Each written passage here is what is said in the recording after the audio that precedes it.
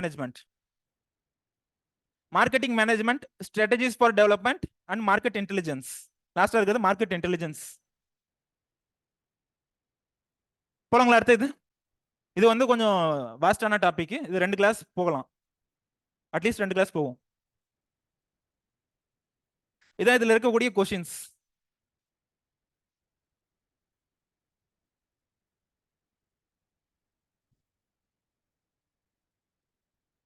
How do first question pa, how do FPOs help in empowering the farmers? FPOs na enna?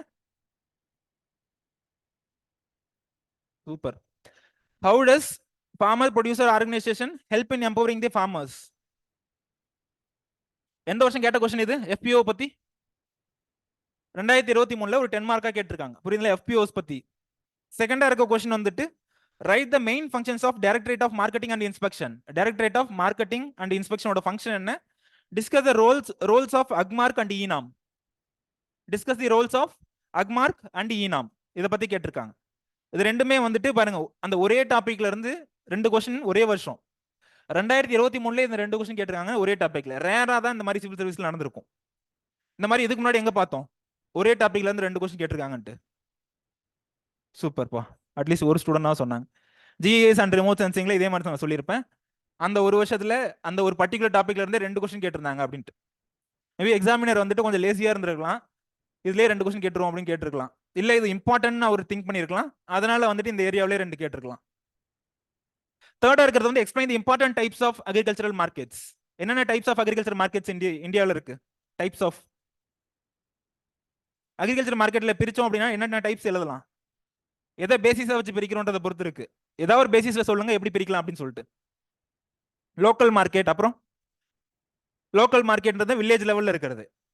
Regional மார்க்கெட்ன்றது maybe south India லெவல்ல இருக்கிறது, அந்த மாதிரி இருக்கிறது வந்து regional மார்க்கெட்னு சொல்லலாம்.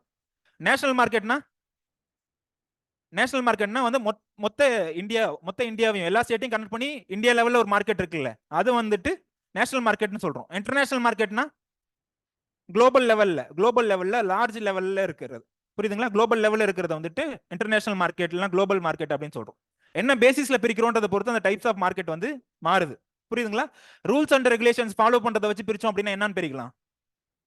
ரெகுலேட்டட் மார்க்கெட், நான் ரெகுலேட்டட் மார்க்கெட். புரியுதுங்களா? ரூல்ஸ் அண்ட் ரெகுலேஷன்ஸ் ஃபாலோ பண்றது எது? ரெண்டுல ரெகுலேட்டட் மார்க்கெட்ல ஃபாலோ பண்ணுவாங்க, நான் ரெகுலேட்டட் மார்க்கெட்ல வந்து ஃபாலோ பண்ண மாட்டாங்க. வேற என்ன டைப்ஸ்ல பிரிக்கலாம்? என்னப்பா?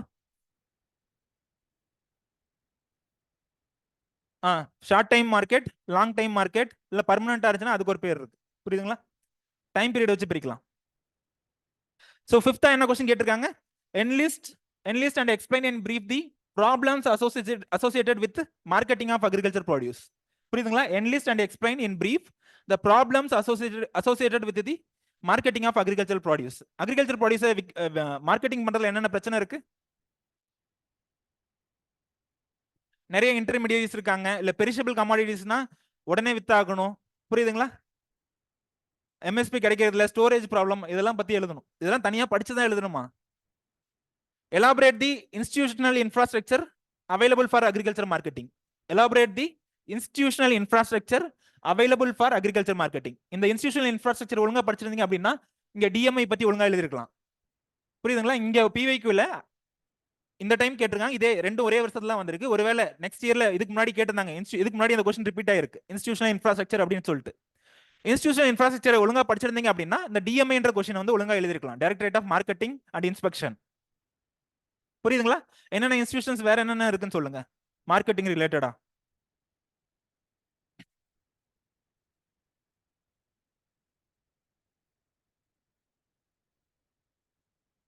இனாம்ன்றது scheme. Directorate of marketing and inspection ஒரு பேர் சொன்னோம்ல, அது ஒரு இன்ஸ்டிடியூஷன். அந்த மாதிரி ஏதாவது ஒன்று பேர் சொல்லுங்க. ஓகே. ஒரு கமாடிட்டிக்கும் ஒரு போர்டு இருக்கும் தெரியுமா? அவங்களோட ரோல் என்ன? Tea board, coffee board, silk board, central silk board, அந்த மாதிரி இருக்கு. அவங்களோட ரோல் என்னவா இருக்கும்? எல்லாமே இது அவங்க பாக்குறதும் வந்துட்டு கிட்டத்தட்ட இதே ரோல் தான், மார்க்கெட்டிங் ரோல் தான். புரியுதுங்களா? இன்புட் கொடுப்பாங்க, அந்த ப்ராடியூஸை வாங்கிட்டு டொமஸ்டிக் மார்க்கெட்லயோ இல்லை இன்டர்நேஷனல் மார்க்கெட்லயோ எப்படி விற்கலாம் அப்படின்னு சொல்லி பார்ப்பாங்க. புரியுதுங்களா? அதுவுமே வந்து இன்ஸ்டிடியூஷனல் இன்ஃப்ரால தான் வருது. புரியுதுங்களா? 6th தான் வந்துட்டு explain the approaches and benefits of market led extension. Approaches and benefits of market led extension கேட்டிருக்காங்க. மார்க்கெட் லெட் எக்ஸ்டென்ஷன் என்ன? எக்ஸ்டென்ஷன் ஒரு தனி டாபிக் பார்த்தோம். அது என்ன மார்க்கெட் லெட் எக்ஸ்டென்ஷன்?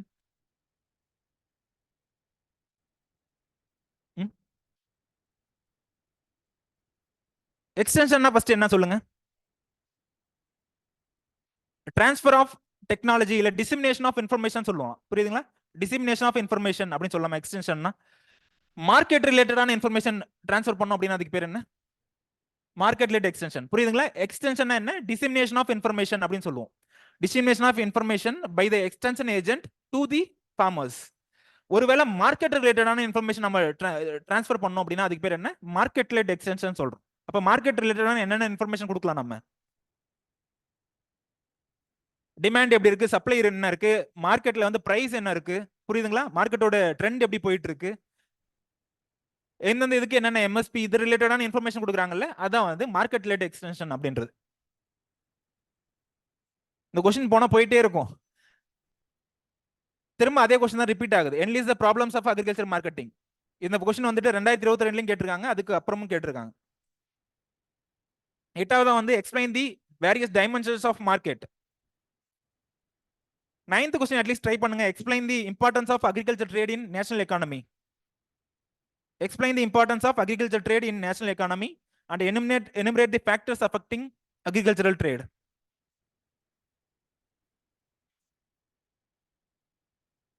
ஓகே, எவ்வளவு percent GDP? Okay,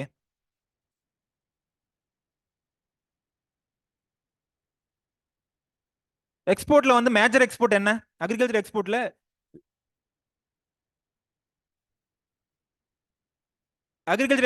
major share என்ன? நெக்ஸ்ட் கிளாஸ் வரும்போது இதை பார்த்துட்டு வாங்க. அக்ரிகல்ச்சர் எக்ஸ்போர்ட்ல டாப் 3ல என்னென்ன இருக்கு, எது அதிகமான ரெவன்யூ நம்ம கொடுக்குது அப்படின்னு பாருங்க. அட்லீஸ்ட் கெஸ் பண்ணுங்க. பாஸ்மதியும் டாப் 3ல இருக்கும், பட் இப்ப பிரசன்ட்ல என்ன இருக்குன்னு பாருங்க. பாஸ்மதி ரைஸ்ன்றதும் எப்பயும் டாப் 3ல இருக்கும், பட் இப்ப பிரசன்டா என்ன இருக்கு அப்படின்றத பாருங்க. 11th இருக்கிறது வந்துட்டு 10th இருக்கிறது என்ன கேட்டிருக்காங்க? Supply chain management. Supply chain மேனேஜ்மெண்ட்னா என்ன? சப்ளை செயின் மேனேஜ்மெண்ட் என்னமா டெஃபினிஷன்? நடத்துறதுக்கு முன்னாடி என் கொஸ்டின் கேக்குறீங்கன்றீங்களா? ஒரு ப்ராடியூஸை வந்துட்டு ஃபார்ம்ல இருந்து பிக் பண்ணி டில் த ஃபைனல் கன்சியூமர், ஃபார்ம்ல இருந்து ஆரம்பிச்சு ஃபைனல் கன்சியூமர் போய் சேர்க்கிற வரைக்கும் என்னென்ன நம்ம ஃபாலோ பண்ணணும், என்னென்ன ப்ரொசீஜர் இருக்கு அப்படின்றது தான் வந்துட்டு சப்ளை செயின் மேனேஜ்மெண்ட். புரியுதுங்களா? எங்க இருந்து ஆரம்பிச்சு எங்க வரைக்கும் போகணும்? ஃபார்ம்ல இருந்து கலெக்ட் பண்றதுல இருந்து till the reach of final consumers, அதான் வந்து சப்ளை செயின் மேனேஜ்மெண்ட் அப்படின்னு சொல்றோம். 11th கேட்டிருக்க கொஸ்டின் வந்துட்டு describe the government intervention in agriculture marketing and policy related issues. Government intervention in agriculture marketing and policy related issues கேட்டிருக்காங்க. புரியுதுங்களா? ஏன் அந்த வருஷம் அது கேட்டாங்க? கிட்டத்தட்ட அந்த டைம்ல வந்து நிறைய பார்லிமெண்ட்ல போயிட்டு இருந்துச்சு இந்த ஃபார்ம் லாஸ் ரிலேட்டடா. 2020 அண்ட் 2021 அது ஃபுல்லாவே கிட்டத்தட்ட அது ரிலேட்டடான டிஸ்கஷன் நிறைய போயிட்டு இருந்துச்சு. ஸோ அதெல்லாம் கேட்டிருக்காங்க. கவர்மெண்ட் இன்டர்வென்ஷன் இன் அக்ரிகல்ச்சரல் மார்க்கெட்டிங். 12th என்ன கேட்டிருக்காங்க? 12th எஃபிஓஸ் பத்தி ஒரு கொஸ்டின் கேட்டிருக்காங்க. அந்த 3 ஃபார்முலாஸ் இருக்குல்ல, அதுல ஒரு ஃபார்முலாஸ் ஸ்பெசிஃபை பண்ணி கேட்டிருக்காங்க. Farmers produce trade and commerce promotion and facilitation act 2020. புரியுதுங்களா? Farmers produce trade and commerce promotion and facilitation act. இந்த ஆக்ட் இப்ப இருக்கா? இந்த ஆக்டோ இல்ல இந்த லாவோ இப்ப இருக்கா?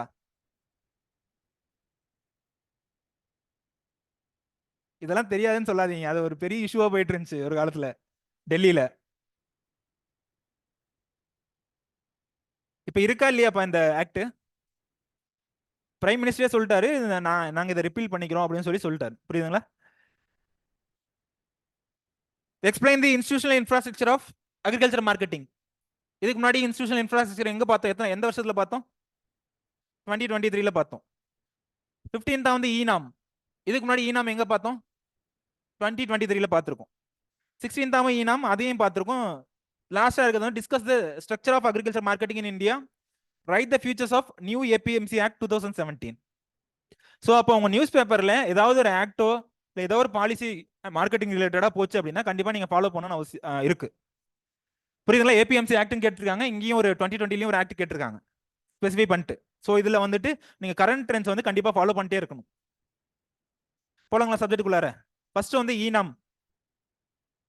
ஈனாம் பத்தி உங்களுக்கு தெரிஞ்சது என்னன்னு சொல்லுங்க ஃபர்ஸ்ட்.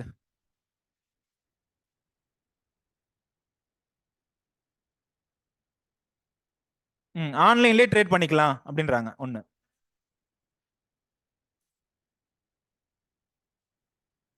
ஓகே.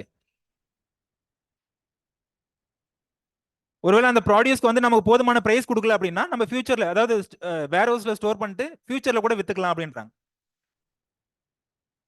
ஃபர்ஸ்ட் பாக்குறது வந்து பிஃபோர் ஈனாம் என்ன கண்டிஷன் இருந்துச்சு அப்படின்றது. பிஃபோர் ஈனாம் என்ன சிச்சுவேஷன் இருந்துச்சு? ஒரு ஃபார்மர் வந்து ஏதோ ஒரு ப்ராடியூஸ் ஹார்வெஸ்ட் பண்றாரு, புரியுதுங்களா? ஹார்வெஸ்ட் பண்ணதுக்கு அப்புறம் என்ன பண்ணுவாரு? மார்க்கெட்டுக்கு கொண்டு போவாரு. மார்க்கெட்டுக்கு கொண்டு போயிட்டு அவருக்கு என்ன ஆப்ஷன் இருக்கும் மார்க்கெட்டுக்கு கொண்டு போறதுக்கு? யார்கிட்ட கொண்டு போய் வித்தாகணும்? மிடில் மேனுக்கு தான் கொண்டு போய் வித்தாகணும், வேற வழி இல்ல. அந்த மிடில் மேன் எங்க இருக்கக்கூடிய மிடில் மேன்? லோக்கல்ல இருக்கக்கூடிய, லோக்கல் மார்க்கெட்ல இருக்கக்கூடிய மிடில் மேன் கொண்டு போய் அவர்கிட்ட தான் வித்தாகணும். ஸோ இங்க என்னென்ன பிரச்சனை, ஒரு இதுல என்னென்ன டிஸ்அட்வான்டேஜஸ் இருந்துச்சு பிஃபோர் ஈனாம்? சொன்னதை வச்சே சொல்லுங்க. ஹார்வெஸ்ட் பண்ணாரு, லோக்கல் மிடில் மேன்ட்ட கொண்டு வந்து வித்தாரு. நம்பர் 1 வந்து அவருக்கு நிறைய ஆப்ஷன் கிடைக்கலப்பா. லோக்கல் மிடில் மேன் மட்டும் தான் கிடைச்சாரு, அவர்கிட்ட மட்டும் தான் வித்தாகணும். புரியுதுங்களா? அவர் என்ன சொல்றாரோ அவர் ஃபிக்ஸ் பண்றதா ரேட். வேற என்ன சொல்லுவீங்க இதுல? என்ன ஈனாம் முன்னாடி வேற என்னென்ன பிரச்சனை இருந்துச்சு? டிரான்ஸ்போர்ட். ஓகே, லோக்கல் மார்க்கெட்டுக்கு கொண்டு போய் வித்ததா?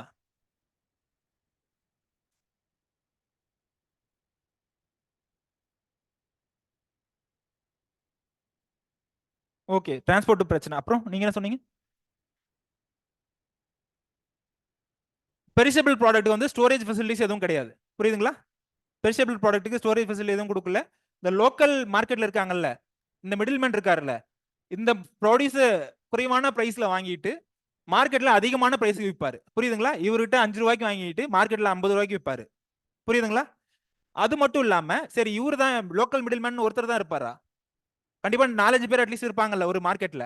சரி, இவர் வேணா இன்னொருத்தட்ட போலாம், அவர் வேணா இன்னொருத்தட்ட போலாம் அப்படின்னா அவங்களுக்குள்ளார ஒரு டீம் ஃபார்ம் பண்ணிட்டாங்க, கார்டலைசேஷன். அதுக்கு பேர் என்ன? கார்டலைசேஷன்.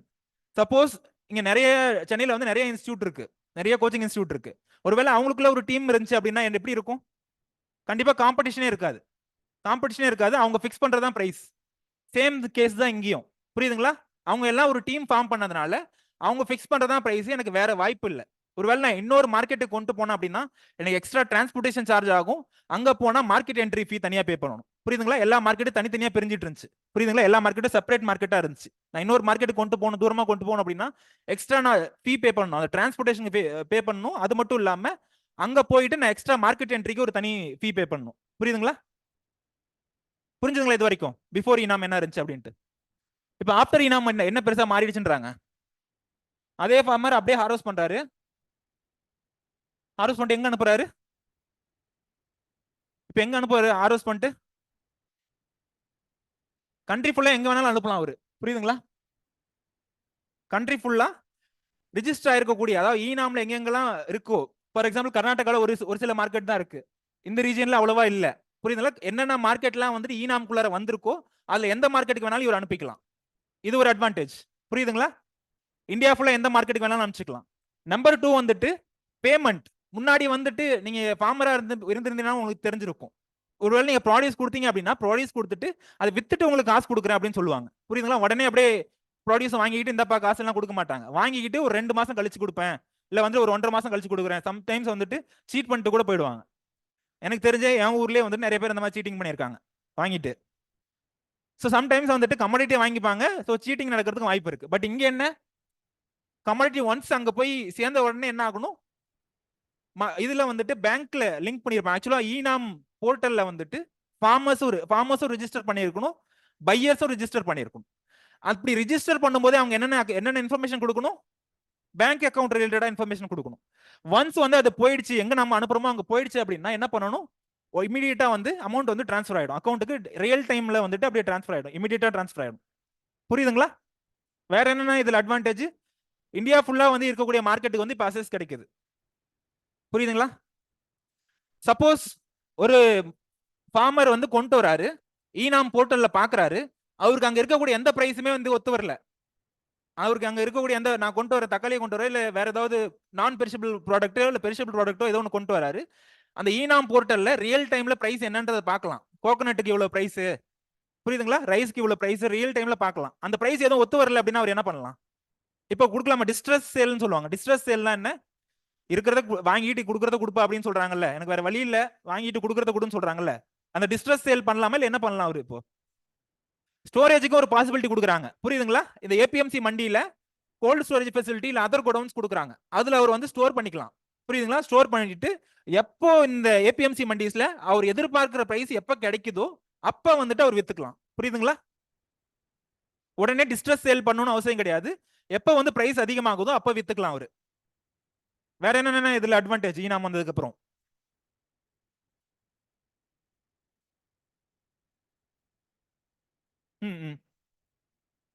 பிரைஸ் ப்ராஃபிட் வந்து அதிகமாகும். ஓகே, ப்ராஃபிட் வந்து அதிகமாகும். அது எப்படியும் வந்து என்ன ரீசன்னா வந்துட்டு இன்டர்மீடியரி எதுவும் பிரச்சனை கிடையாது. எங்க டைரக்டா கன்சியூமர் எங்கேயோ இல்ல டைரக்டா எங்க தேவையோ அங்க நம்ம டைரக்டா ஸ்பெண்ட் பண்றதுனால நடுவுல மிடில்மென்ஸ் மல்டிபிள் மிடில்மென்ஸ் இருக்காங்கல்ல, அதை வந்து குறைக்கிறோம். ஸோ அதை குறைக்கிறதுனால என்ன ஆகுது? நம்மளோட லாபம் வந்து நிறைய ஆகுது. யார் எந்த ரெண்டு பேர் கான்டாக்ட் பண்றாங்க? பையரும் செல்லரும் வந்துட்டு டைரக்டா கான்டாக்ட் பண்ணிக்கிறாங்க, புரியுதுங்களா? மல்டிபிள் நம்பர் ஆஃப் இன்டர்மீடியரிஸ் இருக்கிறத வந்து நம்ம குறைக்கிறோம், புரியுதுங்களா? ஸோ அதனால வந்துட்டு லாபம், கன்சியூமரும் லாபம் அடைகிறாங்க, ஃபார்மர்ஸும் லாபம் அடைகிறாங்க. கன்சியூமர்ஸ் எந்த விதத்தில் லாபம் அடைகிறாங்க? ஃபார்மர்ஸ் ஃபர்ஸ்ட் எந்த விதத்தில் லாபம் அடைகிறாங்கன்னு சொல்லுங்க. டைரக்டா கன்சியூமருக்கு விற்கிறதுனால அதிகமா லாபம் எடுக்கிறாங்க. ஒன்னு, கன்சியூமர் எப்படி பெனிஃபிட் ஆகுறாங்க? டைரக்டா ஃபார்மர்ஸ்டே போய் வாங்குறதுனால குறைவான பிரைஸுக்கு கன்சியூமருக்கு போய் சேரும், புரியுதுங்களா? ஒரு தேங்காய் வாங்குறோம்னு வச்சுக்குவோம் சென்னையில, எவ்வளவு இருக்கும்னு நினைக்கிறீங்க? 50 50 அரௌண்ட் 50 இருக்கும் எப்படியும். அதுவே டைரக்டா போய் ஒரு ஃபார்மஸ்ட் வாங்கணும் அப்படின்னா எவ்வளவு கொடுப்பாங்க? இதுலயே அந்த பிரைஸ் இருக்கும், கம்மிங் ஸ்லைட்ஸ்லயே அந்த பிரைஸும் வரும். அந்த ஈனாம் போர்ட்டல்ல எப்படி சர்ச் பண்றது அப்படின்னு கொடுத்துருப்பேன். ஸோ டைரக்டா ஃபார்மஸ்ட் வாங்கணும் அப்படின்னா ரொம்ப குறைவான பிரைஸ்க்கு வாங்கிக்கலாம், புரியுதுங்களா? இன்னொன்னு, முன்னாடி எல்லாம் வந்துட்டு இப்போ ஒரு ட்ரேடர் வந்து இருக்காரு அப்படின்னா அந்த ட்ரேடர் வந்துட்டு பிசிக்கல் பிரசன்ஸ் இருக்கணும் அந்த மார்க்கெட்ல. அந்த ஏபிஎம்சி மண்டியில அந்த ட்ரேடர் வந்து பிசிக்கலா பிரசன்ட் ஆயிருக்கும். பட் இப்போ வந்து அந்த பிசிக்கல் பிரசன்ஸ் வந்து கம்பல்சரி கிடையாது, புரியுதுங்களா? அந்த ஏபிஎம்சி மண்டின்னு சொல்றோம்ல, அந்த மண்டியில முன்னாடி பிசிக்கல் பிரசன்ஸ் இருக்கணும். பட் இப்போ பிரசன்ட் இந்த ஈனாம் வந்ததுக்கு அப்புறம் பிசிக்கலா அங்க பிரசன்ட் ஆயிருக்கணும் அப்படின்னு அவசியம் கிடையாது, புரியுதுங்களா? அந்த மண்டியில வந்து ஒருத்தர் உட்காந்துருக்கணும் அப்படின்னு அவசியம் கிடையாது. யார் வேணாலும் அந்த போர்ட்டல் ரெஜிஸ்டர் பண்ணிக்கலாம், யார் வேணாலும் பையரா வாங்கிக்கலாம், புரியுதுங்களா? என்னப்பா? இ ரெசிப்ட், அந்த நெகோஷியபிள் வேர் ஹவுஸ் ரெசிப்ட்னு ஒன்று இருக்கும். அது ஜென்ரலான டாபிக் தான், அது ஈனாம்ல கொண்டு வரணும் கூட அவசியம் கிடையாது. அது வேர் ஹவுஸ்ல நம்ம இது பண்ணாலே வந்துட்டு ஆக்சுவலா வேர் ஹவுஸ்ல வச்சுட்டோம் அப்படின்னா நெகோஷியபிள் வேர் ஹவுஸ் ரெசிப்ட்னு ஒன்று கொடுப்பாங்கப்பா. ஒரு பில்லு மாதிரி ஒன்று கொடுப்பாங்க. இவர் வந்துட்டு இந்த குடவுன்ல இவ்வளவு டன்னஸ் மூட்டை, இவ்வளவு மூட்டை வச்சிருக்காரு, இவ்வளவு குவான்டிட்டி வச்சிருக்காரு, அதோட ஒர்த் இவ்வளவுன்னு கொடுத்துருவாங்க. ஒரு பில்லு மாதிரி கொடுத்துருவாங்க. அந்த பில்லை வச்சுக்கிட்டு நீங்க என்ன பண்ணலாம்? அந்த பில்லை வச்சுட்டு என்ன பண்ணலாம்? லோன் வாங்கலாம், இல்ல அந்த பில்லை வச்சுக்கிட்டு நீங்க ட்ரேட் கூட பண்ணிக்கலாம், புரியுதுங்களா? ஸோ அதான் வந்து NWR அப்படின்றது, நெகோஷியபிள் வேர் ஹவுஸ் ரெசிப்ட். நிறைய இருக்கு. வேர் ஹவுஸ் சார்ஜஸ் குறையும், கண்டிப்பா வேர் ஹவுஸ் சார்ஜஸ் கண்டிப்பா குறையும். சொல்லுங்க. ஃபர்ஸ்ட் வந்து என்ன பண்ணுவார் இந்த ஃபார்மர்? ஈனாம் போர்ட்டல் இருக்குல்ல, ஈனாம் போர்ட்டல்ல போயிட்டு ஃபார்மர் அப்படின்னு சொல்லிட்டு ரிஜிஸ்டர் பண்ணிப்பாரு. ரிஜிஸ்டர் பண்ணது மட்டும் இல்லாம அதே போர்ட்டல்ல வேற என்னென்ன டேட்டா கொடுப்பாரு? பேங்க் டீடைல்ஸ், அவரோட பேங்க் டீடைல்ஸ் என்ன, எவ்வளோ என்ன கல்டிவேட் பண்றாரு, இந்த ரிலேட்டடான டீடைல்ஸ் எல்லாம் வந்து ரிஜிஸ்டர் பண்ணி வச்சுப்பாரு. சேம் இதே மாதிரி பையரை வந்து ரிஜிஸ்டர் பண்ணிருப்பாரு. அஸ் பையரா வந்து அவர் ரிஜிஸ்டர் பண்ணிருப்பாங்க. ஸோ இப்போ இதுல ஈனாம் படி என்னென்ன சொல்லாத பாயிண்ட் என்னென்ன இருக்குன்னு பார்ப்போம். ஆன்லைன் ட்ரேடிங்ல பெட்டர் பிரைஸ் கிடைக்குது, புரியுதுங்களா? ஆன்லைன் ட்ரேடிங்ல பெட்டர் பிரைஸ் கிடைக்குது, இது சொன்ன பாயிண்ட் தான். இதை இம்ப்ளிமெண்ட் பண்றது யாரு? ஈனாம் வந்து எந்த இது கீழே வருது? யார் இம்ப்ளிமெண்ட் பண்ற? இல்ல எந்த ஏஜென்சி இம்ப்ளிமெண்ட் பண்றாங்கன்னு கேக்குறமா? ஈனாமோட இம்ப்ளிமெண்டிங் ஏஜென்சி யாரு? இது பிலிம்ஸ்லயே வந்துட்டு ஒரு காலத்துல கொஸ்டின் கேட்டிருந்தாங்க ஈனாம் பத்தி. அந்த 2014-15 அந்த எப்போ வந்துச்சோ அரௌண்ட் 2016 டைம்ல நிறைய இதை பத்தி கேட்டிருந்தாங்க. இம்ப்ளிமெண்டிங் ஏஜென்சி யாருமா? SFACனா small farmers agri business consortium. இந்த ஈனாம இம்ப்ளிமெண்ட் பண்றது small farmers agri business consortium. இது எல்லாமே வந்துட்டு அக்ரிகல்ச்சர் ரிலேட்டடான மட்டும் இல்ல, GS3லயுமே இதை பத்தி நீங்க நிறைய படிப்பீங்க. மார்க்கெட் ரிலேட்டடா என்னென்ன இருக்கோ இது எல்லாமே GS3லயும் வரும். இங்க எடுத்து பாத்தீங்கன்னா தெரியும், ஸ்டோரேஜ்ல ஆரம்பிச்சு மார்க்கெட் அப்படி இப்படின்னு போயிட்டே இருக்கும் அதுல GS3ல.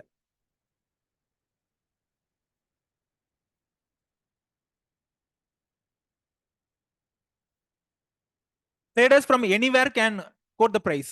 கண்ட்ரி ஃபுல்லா எங்க இருந்து வேணாலும் ஒரு ட்ரேடர் வந்து அதுக்கு ஒரு பிரைஸ் கொடுக்கலாம். புரியுதுங்களா? இப்போ வந்து நான் ஆப்பிள் வாங்கணும் அப்படின்னா எங்க போய் வாங்கணும்? இப்போ ஒரு நார்மல் கண்டிஷன்ல வாங்கணும் அப்படின்னா லோக்கல் மார்க்கெட்ல தான் போய் வாங்கணும். புரியுதுங்களா? ஒருவேளை எனக்கு பல்கா தேவைப்படுது அப்படின்னா நான் டைரக்டா அங்க இருக்கவங்களே போயிட்டு வாங்கிக்கலாம். டைரக்டா எங்க எங்க சீப்பா இருக்கோ அவங்க கிட்ட இருந்தே நான் பல்கா வாங்கிக்கலாம். புரியுதுங்களா? So traders from anywhere can quote their price. But ஆனா இப்பயுமே டிரான்சாக்ஷன்றது வந்து எது த்ரூ நடக்குது? மோஸ்ட்லி ஏபிஎம்சி மண்டி மூலியமா தான் நடக்குது. புரியுதுங்களா? ஆக்சுவலா எல்லா ஏபிஎம்சி மண்டியும் தான் வந்துட்டு அந்த போர்ட்டல்ல கனெக்ட் ஆயிருக்கும். புரியுதுங்களா? இந்த ஈனாம்ல ஏபிஎம்சி மண்டி ஆஃப் தமிழ்நாடு, தமிழ்நாட்டிலே நிறைய ஏபிஎம்சி மண்டி இருக்கும். ஸோ அந்த மண்டி எல்லாமே லிங்க் ஆயிருக்கும். அதே மாதிரி வந்துட்டு மற்ற ஸ்டேட் டெல்லியில் ஏதாவது ஏபிஎம்சி மண்டி இருக்கு அப்படின்னா அந்த மண்டிஸ் எல்லாம் லிங்க் ஆயிருக்கும். அதே மாதிரி நார்த் ஈஸ்ட்ல ஏதாவது ஒரு ஏபிஎம்சி மண்டிஸ் இருக்கு அப்படின்னா அதுவும் எல்லாமே லிங்க் ஆயிருக்கும். ஸோ எல்லா மண்டிஸும் லிங்க் ஆயிருக்கும். அதோட டேட்டா தான் வந்து நமக்கு அந்த ஈனாம் போர்ட்டல்ல டிஸ்பிளே ஆகும். அடுத்த ஸ்லைடு போகும்போது தெரியும் ஏபிஎம்சி மண்டிஸ் எப்படி சர்ச் பண்றது அப்படின்றதெல்லாம். ஸோ இதெல்லாம் சொன்னதுதான், பிசிக்கல் பிரசன்ஸ் இருக்க வேண்டிய அவசியம் இல்லை, இதுவும் சொன்னதுதான். ஆக்சுவலா இந்த இதுல இப்படிதான் இருக்கும். நம்ம ஏதாவது இன்ஃபர்மேஷன் சர்ச் பண்றோம் அப்படின்னா இப்படிதான் இருக்கும். ஃபர்ஸ்ட் வந்துட்டு இதுல வந்து என்ன சர்ச் பண்ணலாம்? நாம எந்த ஸ்டேட் வேணும் அப்படின்றத சர்ச் பண்ணலாம். செகண்ட் இதுல என்ன அந்த ஸ்டேட்ல நிறைய ஏபிஎம்சி மண்டிஸ் இருக்கும். இப்போ தமிழ்நாட்டில் மட்டுமே இங்க பாத்தீங்க அப்படின்னா பழனியில ஒரு மண்டி இருக்கு. வேற என்ன தமிழ்நாட்டில் இருக்கு? நெகமம் அப்படின்னு சொல்லிட்டு. நெகமம்னா எந்த இது எந்த டிஸ்ட்ரிக்ட்ல இருக்கு? ஸோ தமிழ்நாட்டில் 2 ஏபிஎம்சி மண்டி இருக்கு. புரியுதுங்களா? ஸோ எந்த கமாடிட்டி நம்ம வேணும்? புரியுதுங்களா? எந்த கமாடிட்டி வேணும், எந்த டேட், எந்த ஸ்பெசிஃபிக் டேட்ல நமக்கு வேணும், அதோட பிரைஸ் என்ன அப்படின்றதெல்லாம் சர்ச் பண்ணலாம். இங்க வந்து எக்ஸாம்பிள் கோகனட் எடுத்துக்கிட்டீங்க அப்படின்னா தமிழ்நாட்டில் பழனியில் இருக்க ஒரு ஏபிஎம்சி மண்டியில கோகனட் கமாடிட்டி எவ்வளவு பிரைஸ்ல, மினிமம் பிரைஸ்ல கிடைக்குது? 6 ரூபாயில கிடைக்குது. மாடல் பிரைஸ் இல்ல மேக்ஸிமம் பிரைஸும் 6 ரூபாய் தான். ஒரு சில கமாடிட்டில வந்து மினிமம் பிரைஸ் 6 இருக்கும், மேக்ஸிமம் பிரைஸ் வந்து 10 இல்ல 12 இருக்கும். புரியுதுங்களா? ஸோ இங்க வந்து எல்லாமே 6 ரூபாய் தான் கொடுத்துருக்காங்க. எவ்வளவு எவ்வளவு நம்பர்ஸ் கிடைக்குதுன்றாங்க, எந்த டேட்ல கிடைக்குதுன்றாங்க, மொத்தமா 10,000 கிடைக்குதுன்றாங்க. மொத்த கமாடிட்டியுமே விற்கிறாங்களாம், இவ்வளவு ஸ்பெசிஃபிக் டேட்ல இருக்கு அப்படின்னு சொல்றாங்க. புரியுதுங்களா? இதை பார்த்துட்டு எனக்கு வேணும்னா நீங்க வாங்கிக்கலாம். புரியுதுங்களா? ஸோ இதே இதுதான் எல்லா ஏபிஎம்சி மண்டிஸ்லயும் இதே தான்.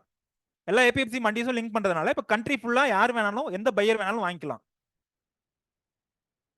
ஸோ இதுல இப்போ என்னென்ன பெனிஃபிட்ஸ் அப்படின்றத மட்டும் சொல்லுங்க. ரியல் டைம் பிரைஸ் டிஸ்கவரின்றது ஒரு முக்கியமான பெனிஃபிட். ரியல் டைம் பிரைஸ் டிஸ்கவரினா என்ன மீனிங்? இங்க என்ன டேட் போட்டிருக்கு?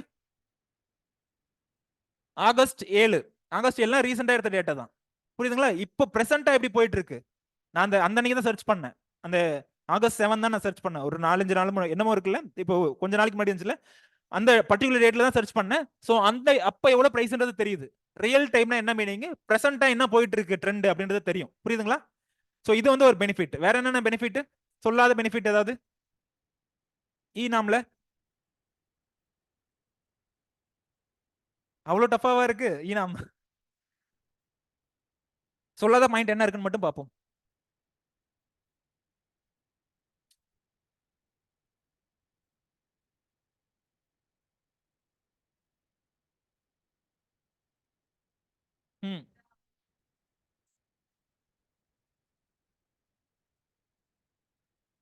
ஓகே, இந்த கொஸ்டினுக்கு ஆன்சர் சொல்லுங்கப்பா. நான் இங்க இருந்து ஏதோ ஒரு ரீஜனுக்கு விற்கிறேன், இங்க இருந்து வெஸ்ட் பெங்காலுக்கு விற்கிறேன். ஒருவேளை நான் அழுகி போன வெங்காயத்தையோ இல்ல அழுகி போன தக்காளியோ நான் வித்துட்டேன், ஆன்லைன்ல தான் எல்லாமே நடக்குது. அப்ப அதுக்கு வந்து ஒரு செக்ஸ் வேணும்ல. நான் ஏதோ ஒரு ப்ராடக்ட் வந்துட்டு ராட்டன் ப்ராடக்ட் நான் போய் கொடுத்துட்டேன் அப்படின்னா என்ன நடக்கும்? எப்படி இதெல்லாம் மேனேஜ் ஆகுது ஈனாம்ல?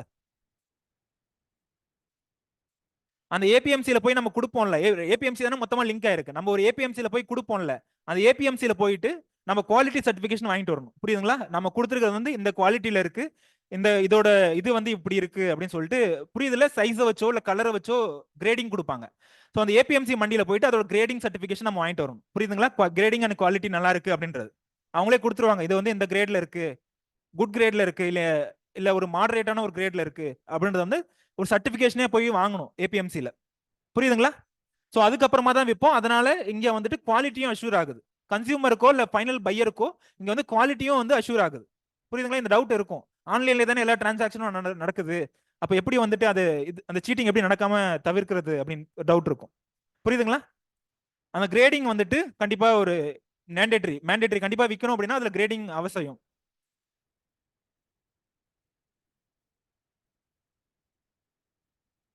இதுல சொல்லாத பாயிண்ட் என்னப்பா இருக்கு?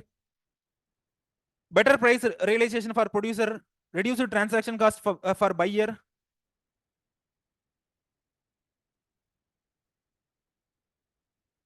எல்லாமே சொன்னதுதான், எல்லாமே டிஸ்கஸ் பண்ண பாயிண்ட் தான். தனியா எதுவும் படிக்கணும் அவசியம் இல்லை. இது எதுல எது நான் சொல்லாத பாயிண்ட் மாதிரி எது ஃபீல் ஆகுதுன்னு சொல்லுங்க.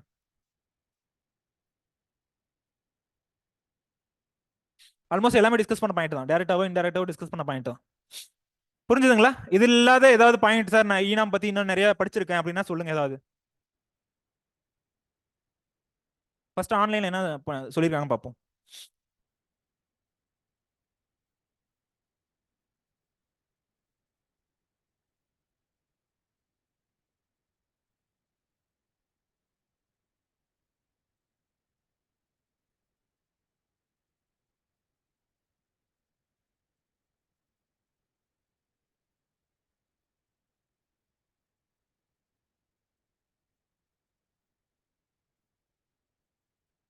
வாங்கிக்கலாம், ஈனா மூலியமா வாங்கிக்கலாம். Error free reporting of transaction சொல்றாங்கல்ல. Error free reporting of transaction என்ன? ஆன்லைன்ல தான் டிரான்ஸ்மிட் ஆகுது இல்ல. ஸோ அதுல எந்த எரரும் இருக்காதுன்றாங்க. புரியுதுங்களா? ஒன்னு பையரோட அக்கௌண்ட்ல அந்த பணம் போகும், இல்ல வந்துட்டு ஒருவேளை அந்த டிரான்சாக்ஷன் ஒழுங்கா நடக்கல அப்படின்னா அந்த செல்லரோட அக்கௌண்ட்ல இருந்துற போகுது. புரியுதுங்களா? அதான் வந்து error free reporting of transactions. லாஸ்டா இருக்கிறது வந்து enhanced accessibility to the market. Enhanced accessibility to the மார்க்கெட்னா என்ன? இப்போ லோக்கல் மார்க்கெட் மட்டும் இல்ல, கண்ட்ரி ஃபுல்லா இருக்கக்கூடிய எல்லா ஏபிஎம்சி மண்டிஸ்க்கும் வந்துட்டு அசசிபிலிட்டி இருக்கு அப்படின்ற அர்த்தம். லோக்கல் மார்க்கெட்ல மட்டும் விற்கணும்னு அவசியம் கிடையாது. கண்ட்ரி ஃபுல்லா இருக்கக்கூடிய எல்லா மார்க்கெட்டுக்கும் அசசிபிலிட்டி இருக்கு. புரிஞ்சுதாப்பா திருப்புகழ்வன்? சொல்லுங்கம்மா, சொல்லாத பாயிண்ட்ஸ், டிஸ்கஸ் பண்ணாத பாயிண்ட்ஸ்.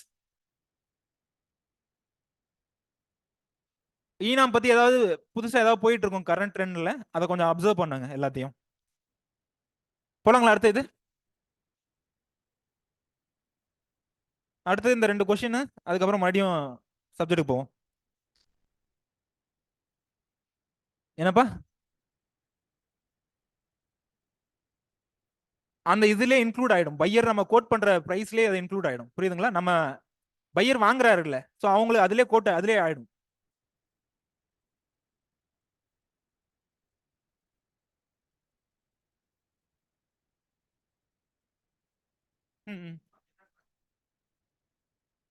சேர்த்தி தான் அந்த பையரோட இதுல தான் அவங்க அதுக்குள்ள அந்த லாபத்தையும் நஷ்டத்தையும் அவங்க டிஸ்ட்ரிபியூட் பண்ணிப்பாங்க. புரியுதுங்களா?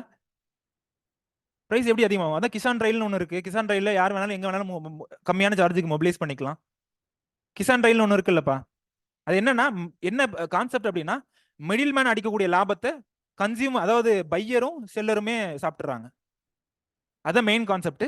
நீங்க டிரான்சாக்ஷன் காஸ்ட் அதிகமாகும் அப்படின்னு எடுத்துக்கிட்டீங்க அப்படின்னா நீங்க இந்த மாதிரி திங்க் பண்ணுங்க. சப்போஸ் சேலத்துல ஏதாவது ஒரு ப்ராடக்ட் இருக்கு அப்படின்னா அது வந்துட்டு சப்போஸ் ஒரு வில்லேஜ், ஏதோ ஒரு வில்லேஜ் எடுத்துப்போம். ஆத்தூர்ல ஏதோ ஒரு வில்லேஜ் இருப்போம். அங்க இருந்து ஆத்தூருக்கு மூவ் ஆயிட்டு, ஆத்தூர்ல இருந்து சேலத்துக்கு மூவ் ஆயிட்டு, சேலத்துல இருந்து மறுபடியும் எங்கன்னா ஒரு அங்க பக்கத்துல ஏதோ ஒரு மார்க்கெட்டுக்கு மூவ் ஆயிட்டு, திரும்ப ரீஜனல் லெவல்ல ஏதோ ஒரு மார்க்கெட்டுக்கு மூவ் ஆயிட்டு, ஃபைனலா அவங்களோட லோக்கல்ல, இப்போ அங்க நீங்க சொல்றீங்களா என்ன ரீஜன் சொன்னீங்க? உத்தரகாண்ட். ஸோ மறுபடியும் வந்து அந்த உத்தரகாண்ட் போகணும் அப்படின்னா டெல்லியோட மார்க்கெட் என்டர் ஆகணும். டெல்லியோட மார்க்கெட் என்டர் ஆகிட்டு, அங்கிருந்து உத்தரகாண்ட்ல அந்த டிஸ்ட்ரிக்ட் லெவலில் ஒரு மார்க்கெட் என்டர் ஆகிட்டு, அதுக்கப்புறம் அங்க தாலுக் லெவலில் ஏதாவது இல்லை அங்க லோக்கல் ஏதாவது இருந்துச்சு அப்படின்னா அங்க போயிட்டு கடைசியா அந்த வில்லேஜுக்கு போறதுக்கு இந்த டிரான்சாக்ஷன் காஸ்ட் இங்க இருந்து டைரக்டா அனுப்பிச்சு விட்டுறாங்கல்ல, இந்த டிரான்சாக்ஷன் காஸ்ட் குறையுது. அது இல்லாம நடுவில் இன்டர்மீடியரிஸ் நிறைய பணம் சாப்பிட்றாங்கல்ல, அந்த பணத்தை வந்துட்டு அந்த லாபம் அது வந்துட்டு இவங்க 2 பேத்துக்குமே லாபமா போயிடுது. புரியுதுங்களா? அதை பார்க்கும்போது இந்த டிரான்சாக்ஷன் காஸ்ட்ன்றது ரொம்ப குறைவான இது. அந்த டிரான்சாக்ஷன் காஸ்ட்டை குறைக்கிறதுக்கு நிறைய ஆப்ஷன்ஸ் இருக்கு. லைக் கிசான் ரயில்னு ஒரு ரயில் விட்டுருக்காங்க. ஸோ அதுல வந்துட்டு அக்ரிகல்ச்சர் ப்ராடியூஸை மட்டுமே ஒரு லொகேஷன்ல இருந்து இன்னொரு லொகேஷனுக்கு வந்து நம்ம இது பண்ணலாம், மொபிலைஸ் பண்ணலாம். புரியுதுங்களா? இந்த கொஸ்டின் ஆன்சர் பண்ணுங்கம்மா யாருனாவது. Online, offline. Which of the following statements are correct about the Constitution of India?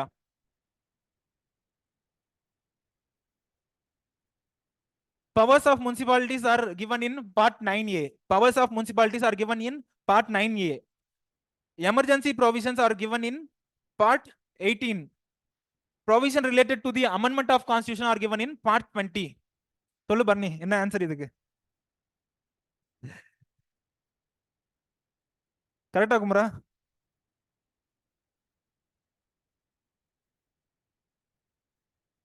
சொல்லுங்கம்மா, கரெக்டா?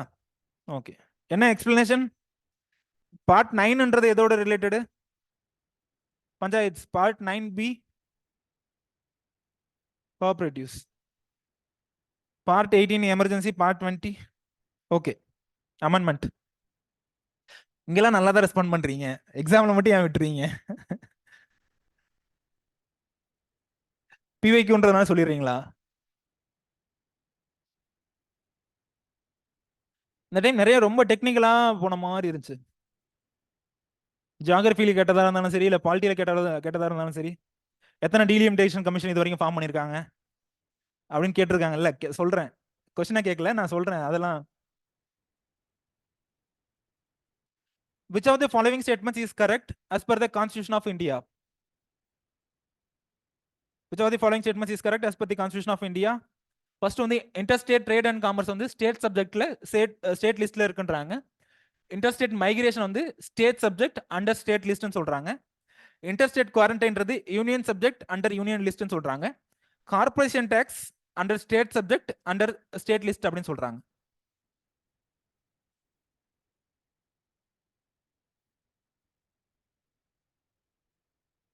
சொல்லுங்கப்பா, ஏதாவது கெஸ் பண்ணுங்கப்பா.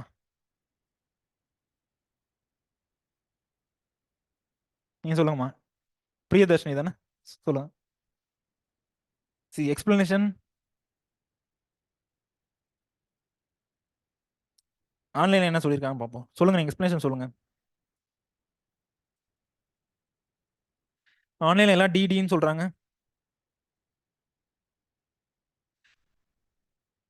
ஃபர்ஸ்ட் என்ன டைப் பண்றாங்களோ அதை அப்படியே ஃபாலோ பண்றாங்கன்னு நினைக்கிறேன்.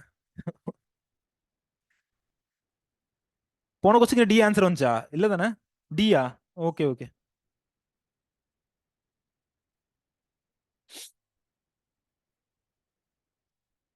ஓகே, அப்போ இதுக்கு என்ன ஆன்சர்ப்பா?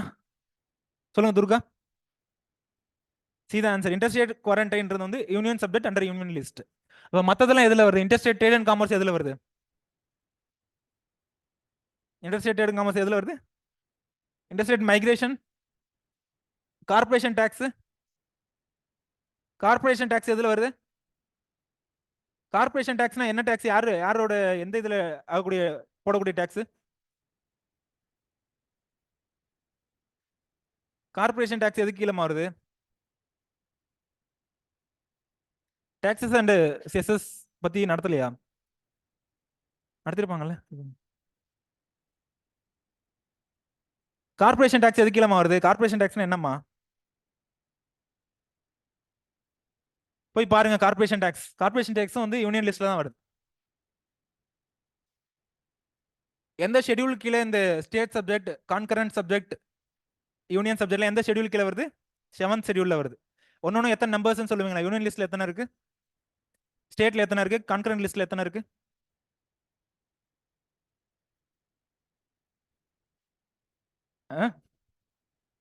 அட்லீஸ்ட் இருக்கிறதுல அதிகமா இதுல இருக்கு யூனியன். செகண்ட் ஹையஸ்ட் எது?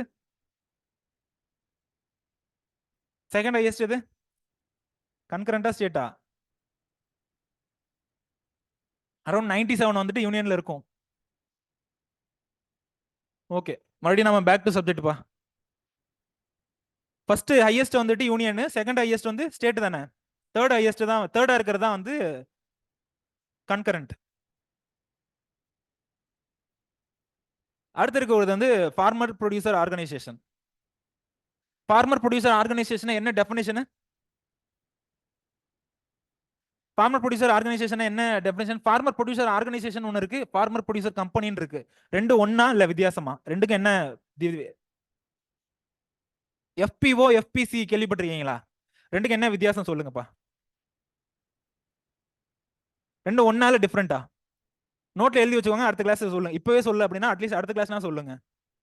இப்பவே சொல்லுவீங்களா? எஃபிஓ எஃபிசி ரெண்டு ஒன்னா வேறையா?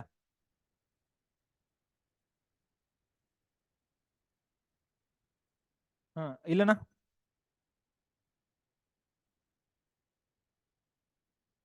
சரி பாருங்கப்பா, நெக்ஸ்ட் கிளாஸ்ல என்னன்னு பாருங்க. நீங்க சொன்னது கரெக்ட் தான், பட் இருந்தாலும் ஒரு டைம் சர்ச் பண்ணா உங்களுக்கு புரியும். ஸோ ஃபார்மர் ப்ரொடியூசர் ஆர்கனைசேஷன்னா ஃபார்மர்ஸ் எல்லாம் சேர்ந்து ஒரு குரூப் ஃபார்ம் பண்ணிக்கிறாங்க. ஃபார்மர்ஸ் எல்லாம் சேர்ந்து ஒரு குரூப் ஃபார்ம் பண்றாங்க. அந்த குரூப் அப்படி ஃபார்ம் பண்றதுனால என்னென்ன அட்வான்டேஜ், என்னென்ன டிஸ்அட்வான்டேஜ், அதுல என்னென்ன ஆக்டிவிட்டீஸ் பண்றாங்க அப்படின்றதா வந்துட்டு farmer producer organisation. The producers of agriculture products, the producers of agriculture products can form groups and register themselves under Indian Companies Act. புரியுதுங்களா? ஒருவேளை அதே குரூப் வந்துட்டு கோஆபரேட்டிவ் சொசைட்டிஸ் கீழே ரெஜிஸ்டர் பண்ணியிருந்தாங்க அப்படின்னா அதுக்கு பேர் என்ன சொல்லுவோம்?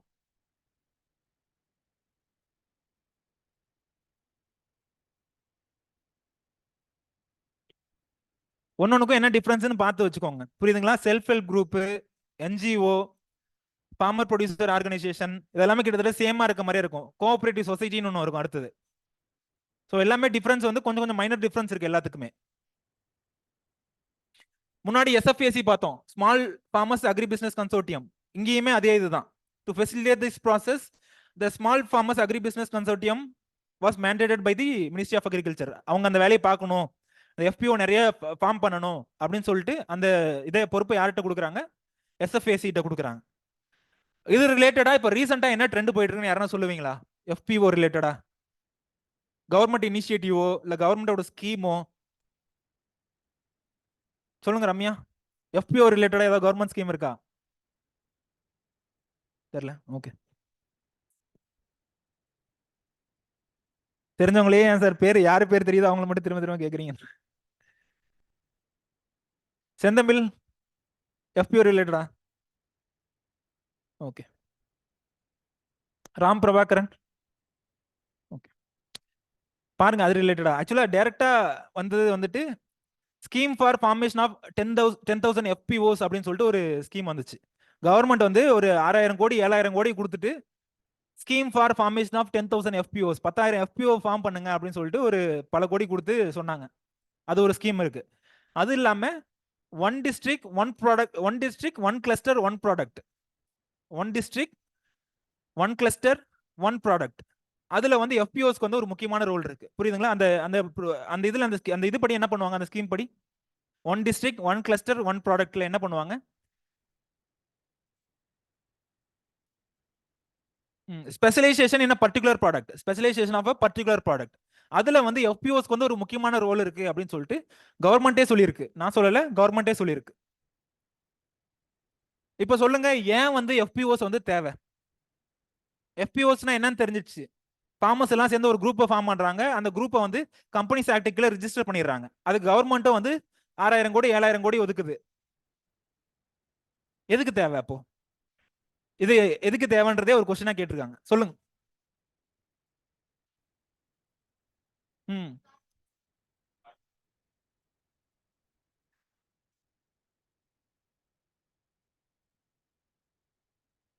ஓகே. ஆக்சுவலா இந்தியாவில் இருக்க லேண்ட் எல்லாமே வந்துட்டு மேஜர் ஃபார்மர்ஸ் எப்படி என்ன ஃபார்மர்ஸா இருக்காங்க? Small and marginal farmers. அவங்களோட ஆவரேஜ் லேண்ட் வந்துட்டு 2015 டேட்டா படி 1.08 ஹெக்டேர். புரியுதுங்களா? ரீசெண்ட் டேட்டா இருந்துச்சு அப்படின்னா அதையும் கூட எழுதிக்கோங்க. 2015 டேட்டா படி 1.08 ஹெக்டேர் வந்துட்டு ஒரு ஆவரேஜ் லேண்ட் ஹோல்டிங் இருக்கு. ரீசெண்ட் டேட்டா இருந்துச்சுன்னா அதோட இதை கூட ஆட் பண்ணிக்கோங்க. ஸோ அந்த 1.08ல அவர் எவ்வளவு வந்துட்டு அதிகமா மார்ஜினல் சர்ப்ளஸ் இல்ல மார்க்கெட்டபிள் சர்ப்ளஸ் சொல்லுவாங்க. மார்க்கெட்டபிள் சர்ப்ளஸ் என்ன மீனிங்? தன்னோட கன்சப்ஷன் போக மார்க்கெட்ல விற்கிறதுக்கு அவர்கிட்ட என்ன இருக்கு அப்படின்றத வந்து மார்க்கெட்டபிள் சர்ப்ளஸ் சொல்லுவோம். புரியுதுங்களா? அவரோட மார்க்கெட்டபிள் சர்ப்ளஸ் எவ்வளவு இருக்கு? ரொம்ப அதிகமா இருக்குமா இல்ல குறைவா இருக்குமா? ஸ்மால் ஃபார்மர்ஸ் இல்ல மார்ஜினல் ஃபார்மர்ஸ் இருந்தாங்க அப்படின்னா ரொம்ப குறைவான இதுதான் இருக்கும். புரியுதுங்களா? அவங்களோட மார்க்கெட்டபிள் சர்ப்ளஸ், அதாவது மார்க்கெட்ல விற்கக்கூடிய ப்ராடியூஸ்ன்றது வந்து ரொம்ப ரொம்ப குறைவான குவான்டிட்டி தான் இருக்கும். அப்படி இருக்கிறத வந்துட்டு அவர் டிரான்ஸ்போர்ட் பண்ணி கோல்ட் ஸ்டோரேஜ் அதெல்லாம் யூஸ் பண்ணி இல்ல வந்து ஏதாவது வேல்யூ அடிஷன் பண்ணி கரெக்டா அதிகமான லாபத்துக்கு மார்க்கெட்ல விற்க முடியுமா? முடியாது. புரியுதுங்களா? அந்த problem of small and marginal ஹோல்டிங்ஸை ஓவர் கம் பண்ணணும் அப்படின்றது வந்துட்டு இந்த எஃபிஓட முக்கியமான ஒரு தேவை. புரியுதுங்களா? ஆல்ரெடி போன கிளாஸ்லயும் இதே சொல்லியிருக்கேன் நினைக்கிறேன். போன கிளாஸ்லயும் சொன்ன அதே எக்ஸாம்பிள் தான். இப்ப தனித்தனியா ஒரு ஃபார்மரும் போயிட்டு ஃபெர்டிலைசர் வாங்குறதுக்கும், தனித்தனியா ஒரு ஃபார்மரும் போய் பெஸ்டிசைடு வாங்குறதுக்கும், தனித்தனியா போயிட்டு ஏதோ ஒரு மெஷினரிஸ் அவைல் பண்றதுக்கும், டிராக்டர் இந்த மாதிரி இம்ப்ளிமெண்ட்ஸ் அவைல் பண்றதுக்கும் எல்லாரும் சேர்ந்து ஒரு குரூப்பா ஃபார்ம் பண்ணிட்டு அதுக்கப்புறம் போயிட்டு பல்க் குவான்டிட்டிஸ்ல டன்னஸ்ல 10,000 10,000 10,000 10,000 10,000 10,000 10,000 10,000 10,000 10,000 10,000 10,000 10,000 10,000 10,000 10,000 10,000 10,000 பல டன்னஸ்ல வந்துட்டு ஃபர்டிலைசர் வாங்குறதுக்கு வித்தியாசம் இருக்கு. இருக்கா இல்லையா? தனித்தனியா போய் கேஜியில ஃபர்டிலைசர் வாங்கிட்டு வரதுக்கும் எல்லாத்தையும் குரூப்பா சேர்த்துட்டு ஒரு டன்னஸ் பல டன்னஸ்ல வந்துட்டு ஃபர்டிலைசர் வாங்குறதுக்கு வித்தியாசம் இருக்கு. ரெண்டுல வந்து எதுல வந்துட்டு குறைவான பிரைஸ்ல வாங்க முடியும்? குரூப்பா சேர்ந்ததுக்கு அப்புறம். புரியுதுங்களா? அதுக்கு பேர் என்ன சொல்றோம்? எக்கனாமிக்ஸ் ஆஃப் அக்ரிகேஷன் அப்படின்னு சொல்றோம். Economics of aggregations. போன கிளாஸ்ல சொன்ன மாதிரி தான், தனித்தனியா எல்லாரும் சேர்ந்து நோட்ஸை ஜெராக்ஸ் போடுறதுக்கும் மொத்தமா ஒரு 200 பேர் 300 பேருக்கு சேர்ந்து மொத்தமா குரூப்பா சேர்ந்து ஜெராக்ஸ் போடுறதுக்கு வித்தியாசம் இருக்கு. அப்போ வந்து நீங்க வந்து பார்கெயின் பண்ணலாம் அவங்களுக்கு. அவங்க கிட்ட போயிட்டு இந்த மாதிரி நான் 100 ஜெராக்ஸ் போடணும், ஒரு ஜெராக்ஸும் 500 பக்கம் 400 பக்கம் இருக்கு, குறைவான ரேட்டு கொடுங்க அப்படின்னு சொல்லி கேட்கலாம். புரியுதுங்களா? தனியா போய் ஒரு ஆளா போயிட்டு ஒரே ஒரு ஜெராக்ஸ் மட்டும் போடணும் அப்படின்னு சொல்லி கேட்கறதுக்கும் மொத்தமா சேர்ந்து ஒரு 100 பேத்துக்கு ஒரு ஆளுக்கும் 500 பக்கம் ஜெராக்ஸ் போடணும் அப்படின்றதுக்கும் வித்தியாசம் இருக்கு. புரியுதுங்களா?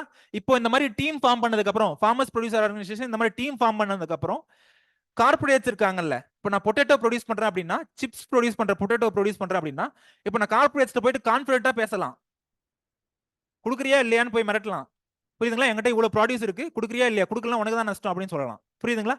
இப்போ எல்லாரும் இந்த மாதிரி டீமா ஃபார்ம் பண்ணதுனால எங்க வேணாலும் மொபிலைஸ் பண்ணலாம். டிரான்ஸ்போர்ட்டேஷன் எங்க வேணாலும் மொபிலைஸ் பண்ணலாம். எல்லாம் குறைவா எல்லாம் சேர்ந்து ஒரு மினிமம் அமௌண்ட் ஷேர் பண்ணா போதும். டிரான்ஸ்போர்ட்டேஷன், எக்ஸ்போர்ட் இது எல்லாத்தையுமே நம்ம ஈஸியா பண்ணிடலாம். புரியுதுங்களா? டீமா இருக்கிறதுனால. இப்ப தனியா ஒரு ப்ராடியூஸ் நான் வச்சிருக்கேன், இப்போ நான் அதுல வேல்யூ எடிஷன் பண்றதுக்கும் இந்த மாதிரி பல்கான ப்ராடக்ட்ல வந்து வேல்யூ எடிஷன் பண்றதுக்கு வித்தியாசம் இருக்கு. புரியுதுங்களா?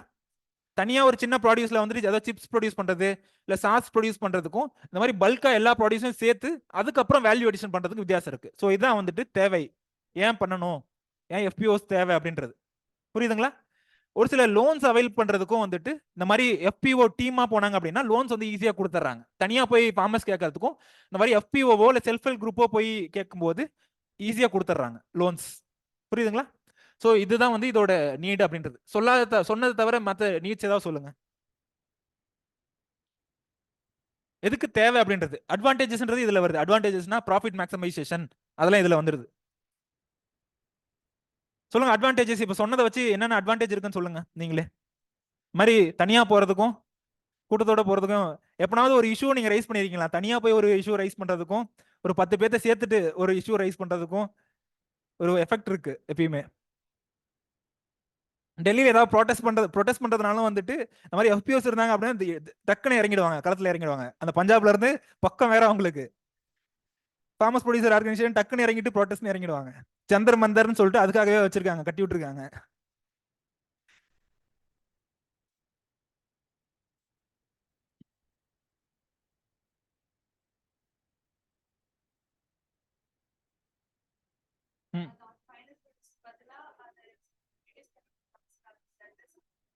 இன்புட் காஸ்ட் குறையும் அப்படின்ற மாதிரி சொல்றீங்க.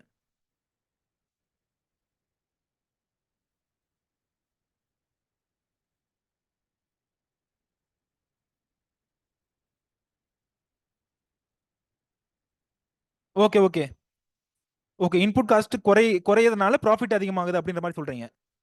ஓகே. வேற என்னப்பா அட்வான்டேஜ்? மெஷினரிஸ் எல்லாம் ஷேர் பண்ணி யூஸ் பண்ணிக்கலாம். யாராவது ஒருத்தவங்க மேபி ஹையர் கூட பண்ணிக்கலாம், இல்லை யாராவது ஒருத்தவங்க வச்சிருந்தாங்க அப்படின்னா மற்றவங்களுக்குள்ளார அது சர்க்குலேட் கூட பண்ணிக்கலாம். மெஷினரிஸ்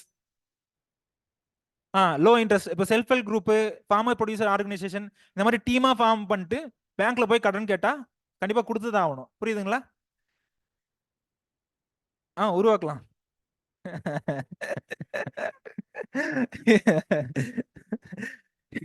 அவர் சொல்ற டைலாக் பார்க்கும்போது என் பணம் என்கிட்ட வந்தா உங்க கவர்மெண்ட் கீழே நான் வர தேவையில்ல, என்னோட கவர்மெண்ட்டை நானே உருவாக்கலான்ற மாதிரி இருக்கு.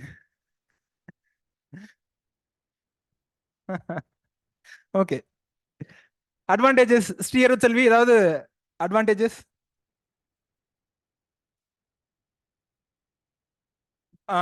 கடன் வந்து குறையும், அவங்களோட ப்ராஃபிட் அதிகமாகறதுனால கடன் குறையும், இதெல்லாம் வந்துட்டு அட்வான்டேஜஸ்.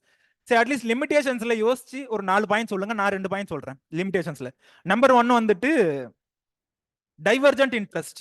எல்லாரும் சேர்ந்து டீம் ஃபார்ம் பண்ணிட்டோம். இங்க இருக்கிற 80 பேரும் சேர்ந்து ஒரு எக்ஸாம்பிள் சொல்லலாம், 80 பேர் சேர்ந்து டீம் ஃபார்ம் பண்ணிட்டோம்.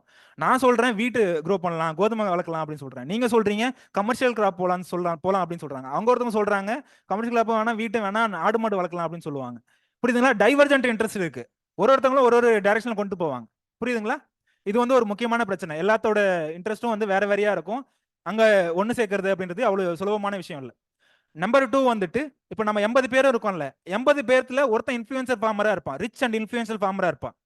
புரியுதுங்களா? நான் வந்து ரிச் அண்ட் இன்ஃபுளுசலா இருந்தேன் அப்படின்னா உங்க எல்லாத்தையும் நான் எக்ஸ்ப்ளாய்ட் பண்ணிப்பேன்.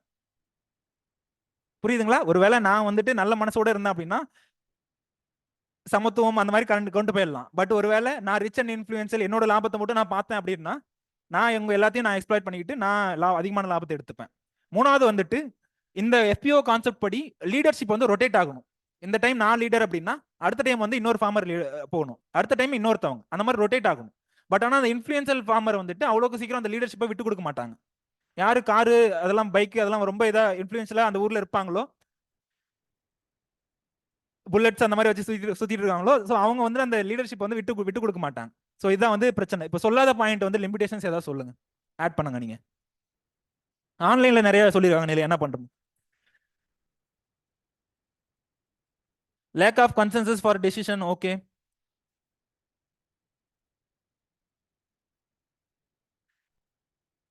Limited membership of FPO. 10,000 FPO produce பண்ணுங்க அப்படின்னு சொல்லிட்டு கவர்மெண்ட் பல கோடி இன்வெஸ்ட் பண்றாங்க. அப்ப அது ஏதோ ஒண்ணு இருக்குல்ல.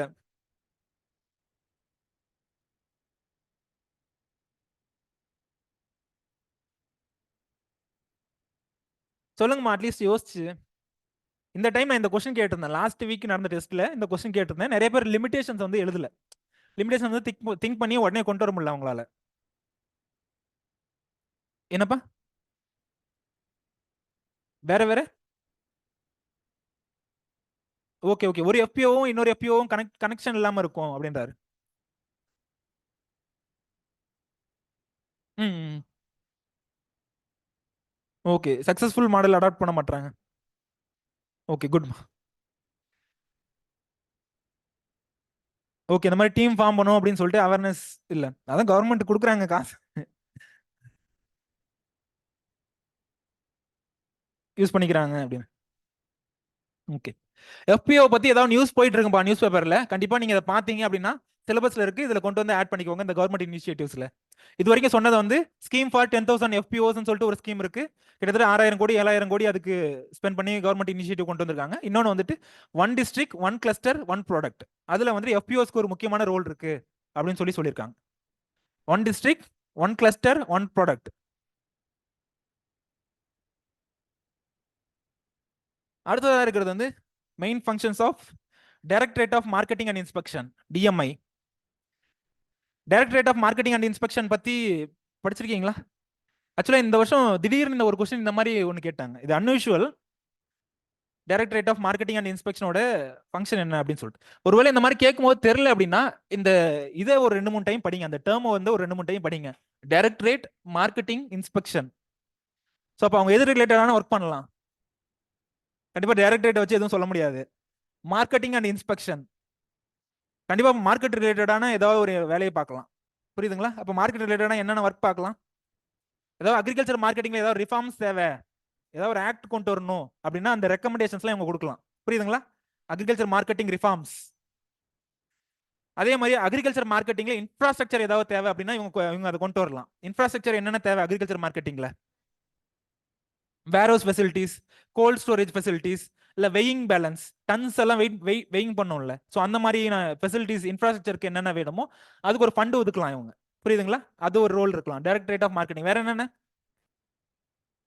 மார்க்கெட் லெட் எக்ஸ்டென்ஷன் ஒன்று சொன்னோம்ல, அந்த ஆக்டிவிட்டிஸும் இவங்க பண்ணலாம். மார்க்கெட் லெட் எக்ஸ்டென்ஷன் சொன்னால அந்த ஆக்டிவிட்டிஸும் வந்து இவங்க பார்க்கலாம்.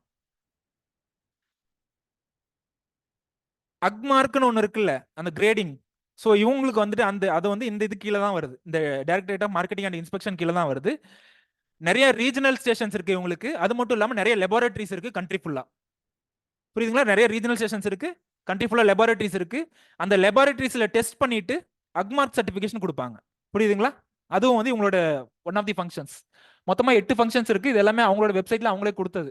நம்பர் 1 வந்து என்ன? Rendering advice on regulation development and management of agriculture produce market. Regulation development and management. Standardisation and grading சொல்லியாச்சு. புரியுதுங்களா? ஸ்டாண்டர்டைசேஷன் அண்ட் கிரேடிங்னா என்ன பண்ணுவாங்க இங்க? இது எந்த ஆக்ட் கீழே வருது? ஸ்டாண்டர்டைசேஷன் அண்ட் கிரேடிங்லாம். Agriculture produce grading and marking ஆக்ட்னு ஒரு ஆக்ட் இருக்கு. ஸோ அந்த ஆக்ட் கீழே ஃபார் எக்ஸாம்பிள் போம் கிரேனேட் இருக்குல்ல, போம் கிரேனேட்டோட கிரேட்ஸ் வந்து எப்படி பண்ணுவாங்க? எதை பேசிஸா வச்சு பண்ணுவாங்க? போம் கிரேனேட் ஆல்ரெடி நான் நடத்திருக்கேன் போன பேட்சுக்கு.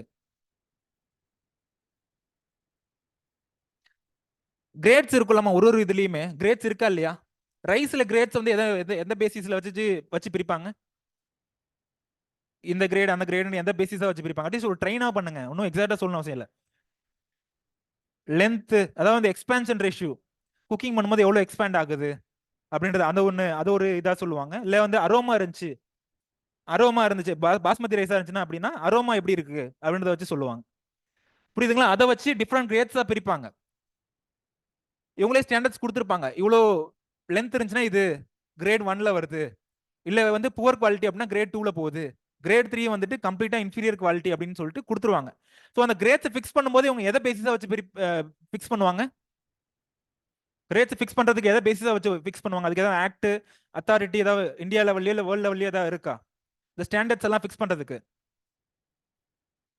Okay, international standard organisation ISO 1, FSSAI இருக்குல்ல, food safety and standards authority, அது ஒன்று இருக்கு. அது இல்லாம கோடெக்ஸ் அலிமெண்ட்ரியஸ் கமிஷன் ஒன்று இருக்கு. அந்த கமிஷன்ஸோட டேட்டா இல்ல அவங்க கொடுத்திருக்க ரிப்போர்ட்டை பார்த்து தான் இந்த ஸ்டாண்டர்ட்ஸ் எல்லாம் ஃபிக்ஸ் பண்ணுவாங்க இவங்க. புரியுதுங்களா?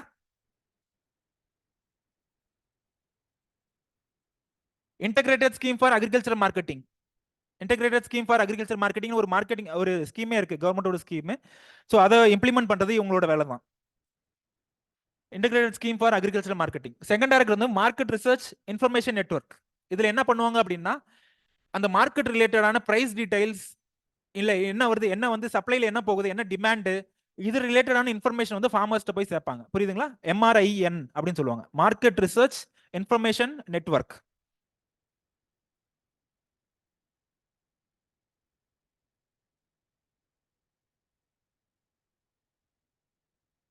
Fifth point, agriculture marketing infrastructure சொன்னதுதான், ஆல்ரெடி சொன்னதுதான். கோல்டு ஸ்டோரேஜ் இல்ல கோடவுன்ஸ் இல்ல வெயிங் பேலன்ஸ் ஏதாவது வேணும் அப்படின்னா அது ரிலேட்டடான ஃபெசிலிட்டிஸ் எல்லாம் ப்ரொவைட் பண்ணி கொடுக்கலாம்.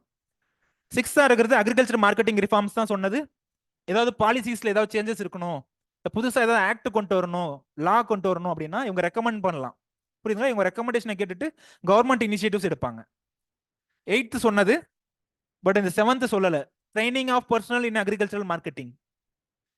Training of personnel in agricultural marketing, ஏதாவது அக்ரிகல்ச்சர் ஆஃபீஸரோ இல்ல ஃபீல்ட் லெவல்ல ஒர்க் பண்ணக்கூடிய ஹார்டிகல்ச்சர் ஆஃபீஸரோ அவங்கள கூப்பிட்டு வந்துட்டு மார்க்கெட்டிங்ல ஒரு ட்ரைனிங் கொடுக்கலாம் இவங்க. புரியுதுங்களா?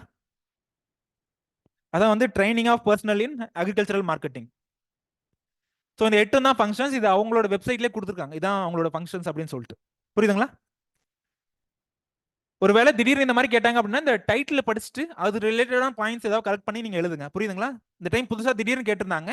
ஆக்சுவலா இந்த டைம் மெயின்ஸ் போற ஸ்டூடெண்ட்ஸுமே வந்து இதை ரிப்பீட்டடா திரும்ப அதே கொஸ்டின் தான் கேட்டிருந்தேன், ஆனா எழுத முடியல அவங்களால. ஏன்னா இது கன்வென்ஷனல் கொஸ்டின் இல்ல, புதுசா கேட்டது திடீர்னு. ஸோ அந்த மெட்டீரியல்ஸ் இருக்குல்ல, மார்க்கெட்ல இருக்கக்கூடிய மெட்டீரியல்ஸ்லயும் வந்து இது ரிலேட்டடான டேட்டா வந்து இன்னும் போய் சேரல. ஸோ அதனால அவங்களால இதுக்கு வந்து எழுத முடியல ஆன்சர்ஸ். அடுத்தது வந்து அக்மார்க்பா. அக்மார்க் போறதுக்கு முன்னாடி ஹால்மார்க் பத்தி சொல்லுங்க, அதுக்கப்புறம் அக்மார்க் என்னன்னு பாத்துக்கலாம். அட்லீஸ்ட் பொண்ணுங்கன்னா சொல்லலாம் ஹால்மார்க் பத்தி. கோல்ட பார்த்த உடனே எல்லாத்து மூஞ்சிலும் ஒரு சிரிப்பு, கேர்ள்ஸ் மத்தியில.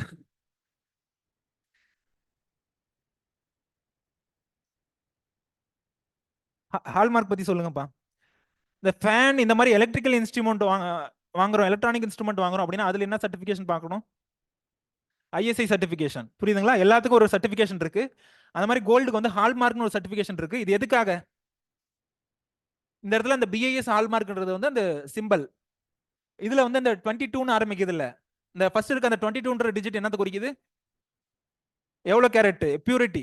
22 கேரட், 24 கேரட்ல எவ்வளவு வந்து பியூரிட்டி இருக்கு? இங்க கொடுத்துருக்கிறது 22 கேரட்னு சொல்லிட்டாங்க. லாஸ்டா இருக்கிறது வந்து அந்த யூனிக் நம்பர், அந்த ஜுவல்லரிக்கான unique number, 6 digit alpha numeric code அப்படின்னு சொல்றாங்க. ஸோ இதெல்லாம் பார்த்து வாங்கணும் கோல்டு வாங்கணும் அப்படின்னா. ஸோ இது எதுக்கு பார்த்து வாங்கணும்? 22 கேரட்னு சொல்லிட்டு ஒரு 18 கேரட் அது கீழே வந்தோம் அப்படின்னா 18ஆ? ஸோ அந்த கேரட்ல ஏதோ ஒரு கோல்டு உங்ககிட்ட உங்க தள்ள கொடுத்துட்டாங்க அப்படின்னா என்ன பண்ணுவீங்க? ஸோ அதுக்கு தான் வந்துட்டு இந்த பிஏஎஸ் ஹால்மார்க் பார்க்கணும். என்ன அதுல இருக்கிறது வந்து ஒரு அத்தன்டிகேஷன், அந்த குவாலிட்டிக்கான ஒரு அத்தன்டிகேஷன். புரியுதுங்களா? இதே மாதிரி மார்க்கெட்ல போயிட்டு ஏதோ ஒரு அக்ரிகல்ச்சர் ப்ராடக்ட்ஸ் வாங்குறீங்க, ஆயில் வாங்குறீங்க, ஏதோ ஒரு செசாம் ஆயில், வெஜிடபிள் ஆயில் ஏதோ ஒன்று வாங்குறீங்க, அதோட குவாலிட்டி உண்மையிலேயே அதுதான், எதுவும் கலப்படம் எதுவும் இல்லை, உண்மையிலேயே அதுல இருந்தா எடுக்கிறாங்க. எல்லாத்துக்குமே கலப்படம் இருக்கு தெரியுமா? மார்க்கெட்ல எல்லாத்துக்குமே மிக்ஸ் பண்றதுக்கு ஒரு இருக்கு, ஒன்னொன்னு இருக்கு. பிரிக் பவுடர் வந்து எதுக்கு மிக்ஸ் பண்றதுக்கு யூஸ் பண்ணிக்கலாம்? Chilli powder. பாருங்க, சில்லி பவுடருக்கு எங்க இருக்கு, பிரிக் பவுடர் எங்க இருக்கு? இது ரெண்டையும் மிக்ஸ் பண்ணி காஃபியோட மிக்ஸ் பண்றதுக்கு என்ன யூஸ் பண்ணலாம்? காஃபி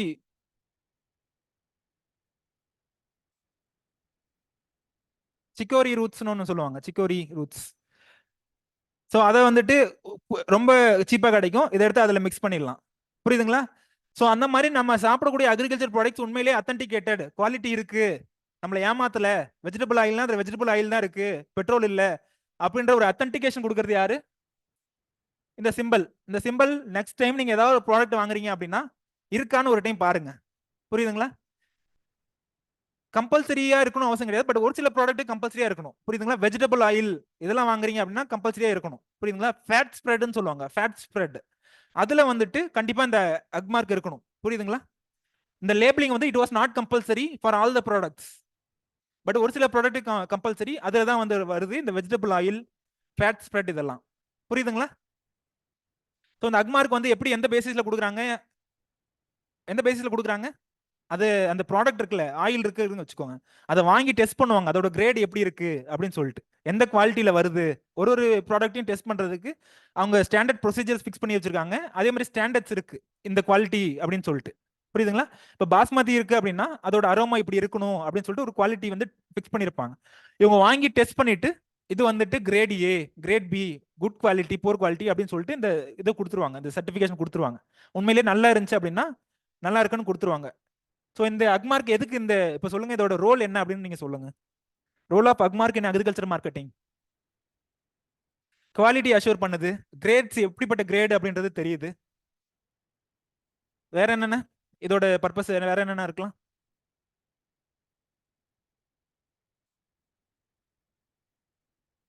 கன்சியூமர்ஸ் வந்து ஏமாறாம காப்பாத்தலாம். சர்டிஃபிகேட், இது அக்மார்க்னா என்ன? Certification mark. ஃபர்ஸ்ட் இருக்க ஏஜின்றது என்னத்தை குறிக்குது? அக்ரிகல்ச்சர். செகண்ட் இருக்கக்கூடிய மார்க்ன்றது அந்த மார்க், அந்த சிம்பலை குறிக்குது. It is a certification mark for agriculture produce assuring that they conform to grade standard. சரி, இதை டெஸ்ட் பண்றதுக்கு என்ன எங்கெங்க இருக்கு, என்னென்ன லேப்ஸ் இருக்கு, எங்கெங்க இருக்கு, மொத்தம் எத்தனை இருக்கு? அதுக்கு தான் வந்து ரீஜனல் ஸ்டேஷன்ஸ், லெபார்டரிஸ்ன்னு சொல்லிட்டு த்ரூ அவுட் த கண்ட்ரி வந்துட்டு இவங்க வச்சிருக்காங்க, டிஎம்ஐயே வச்சிருக்காங்க.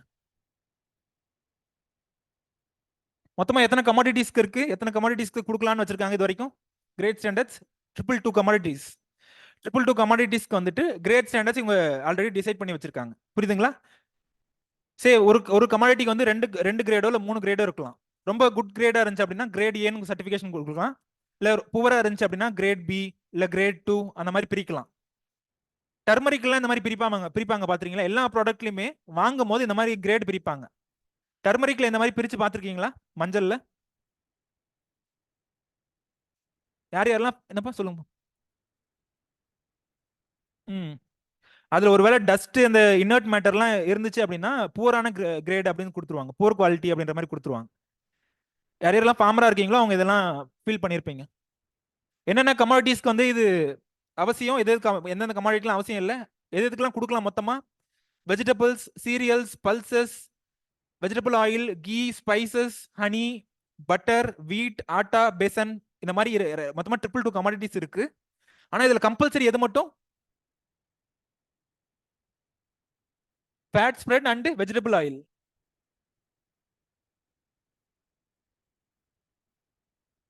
இது ஆல்ரெடி சொன்னதுதான். ஸ்டாண்டர்ட்ஸ் வந்து எதெல்லாம் வச்சு பேசிஸா வச்சு ஸ்டாண்டர்ட்ஸ் ஃபிக்ஸ் பண்றாங்க அப்படின்றது. Codex alimentarius commission, food safety and standards act, international organisation for standardisation, லாஸ்டா இருக்கிறது வந்து ட்ரேட் அசோசியேஷன்.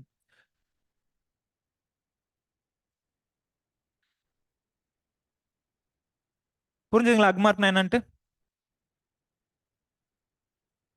உண்மையிலேயே ஹால்மார்க்லாம் பார்த்து தான் வாங்குறீங்களா கோல்டு? ஹால்மார்க்கை இங்க நம்ம ஆன்சர்ஸ்ல கொண்டு வந்து எழுதிடாதீங்க. ஹால்மார்க்ன்றது புரியணுன்றதுக்காக எழுதுனது, கொண்டு வந்தது. ஹால்மார்க் கொண்டு வந்து நம்ம இதுல தப்பி கூட எழுதிடாதீங்க. கண்டினியூஸா இருக்கு, தப்பி தவறி கூட எழுதிடாதீங்க. போலாங்களா அடுத்த இது?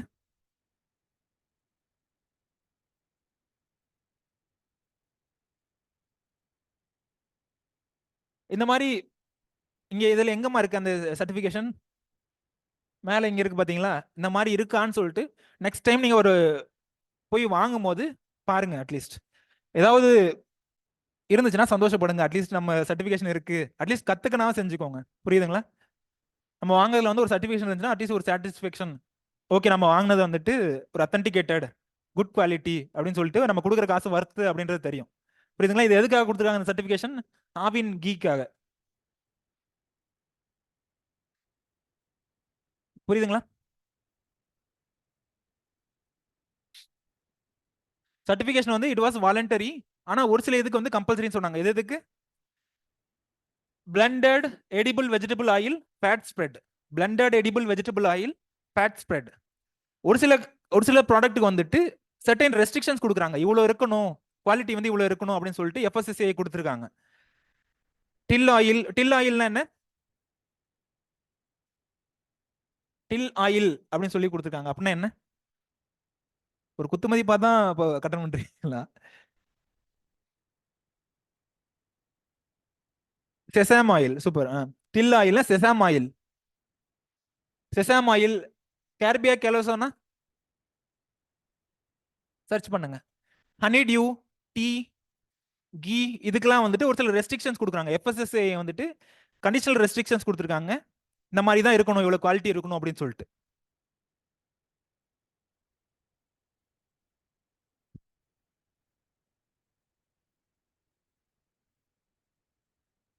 இதான் இவங்களுக்கு வந்து கண்ட்ரி ஃபுல்லா இருக்கக்கூடிய லெபார்டரிஸ் அண்ட் ரீஜனல் ஸ்டேஷன்ஸ். மொத்தமா 11 ரீஜனல் ஆஃபீஸஸ் இருக்கு, 26 வந்து சப் ஆஃபீஸஸ் இருக்கு, 11 வந்து ரீஜனல் அக்மார்க் லெபார்டரிஸ் இருக்கு. புரியுதுங்களா? இது எல்லாமே வந்துட்டு எது கண்ட்ரி, எந்த எந்த இது கீழே வருது, எந்த ஆர்கனைசேஷன் இல்லை இன்ஸ்டியூட் கீழே வருது? இந்த லெபார்டரிஸ் எல்லாம் directorate of marketing and inspection கீழே வருது. புரியுதுங்களா? இந்த இன்ஸ்டிடியூஷன்ஸ் லெபார்டரிஸ் எல்லாமே வந்துட்டு under the overall control of directorate of marketing and inspection.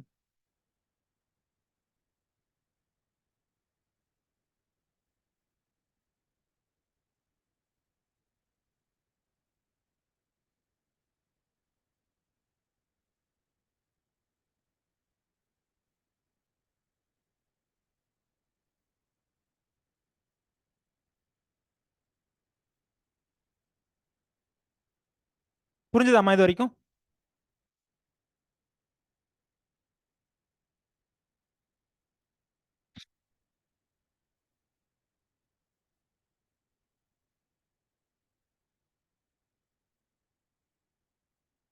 Dimensions of agriculture மார்க்கெட்னு ஒரு கொஸ்டின் கேட்டிருக்காங்கல்ல, அப்படின்னா என்ன எழுதுவீங்க டைமென்ஷன்ஸ்னா? Dimensions of agriculture market search பண்ணீங்களா? கேர்பியா கேலோசோனா என்னப்பா? அப்படின்னா ஓகே.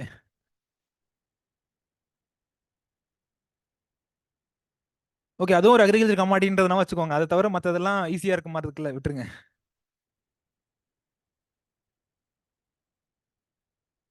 அடுத்து வந்து டைமென்ஷன்ஸ் ஆஃப் அக்ரிகல்ச்சர் மார்க்கெட் பா. Dimensions of agriculture market. Agriculture market வந்து மொத்தமா 12 டைமென்ஷனா பிரிக்கிறாங்க. என்னென்ன பேசிஸ்ல? லொகேஷன். லொகேஷனை வச்சு பிரிக்கலாம் மார்க்கெட்டை.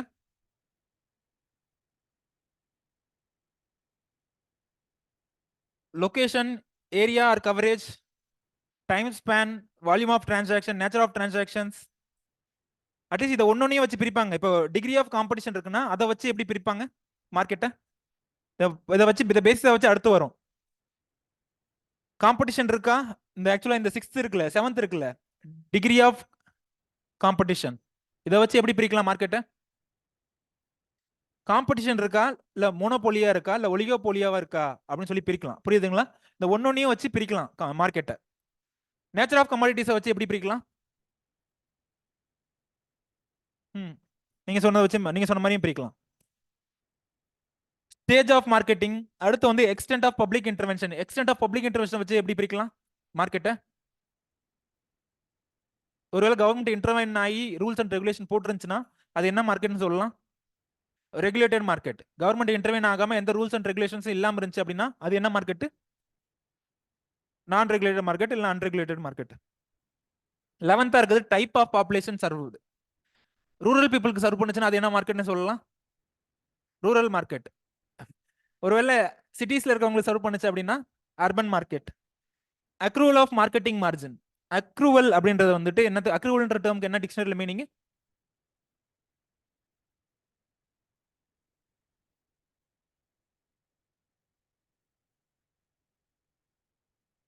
ஒன்னு சேர்க்கறது அப்படின்ற மாதிரி. அக்ரூவல் இருந்து ஒன்னு சேர்க்கறது அப்படின்ற மாதிரி மீனிங் இருக்கும். லாஸ்டா இருக்க மார்க்கெட்டிங் மார்ஜின் அப்படின்றதுக்கு மட்டும் என்ன மீனிங் சொல்லுங்க?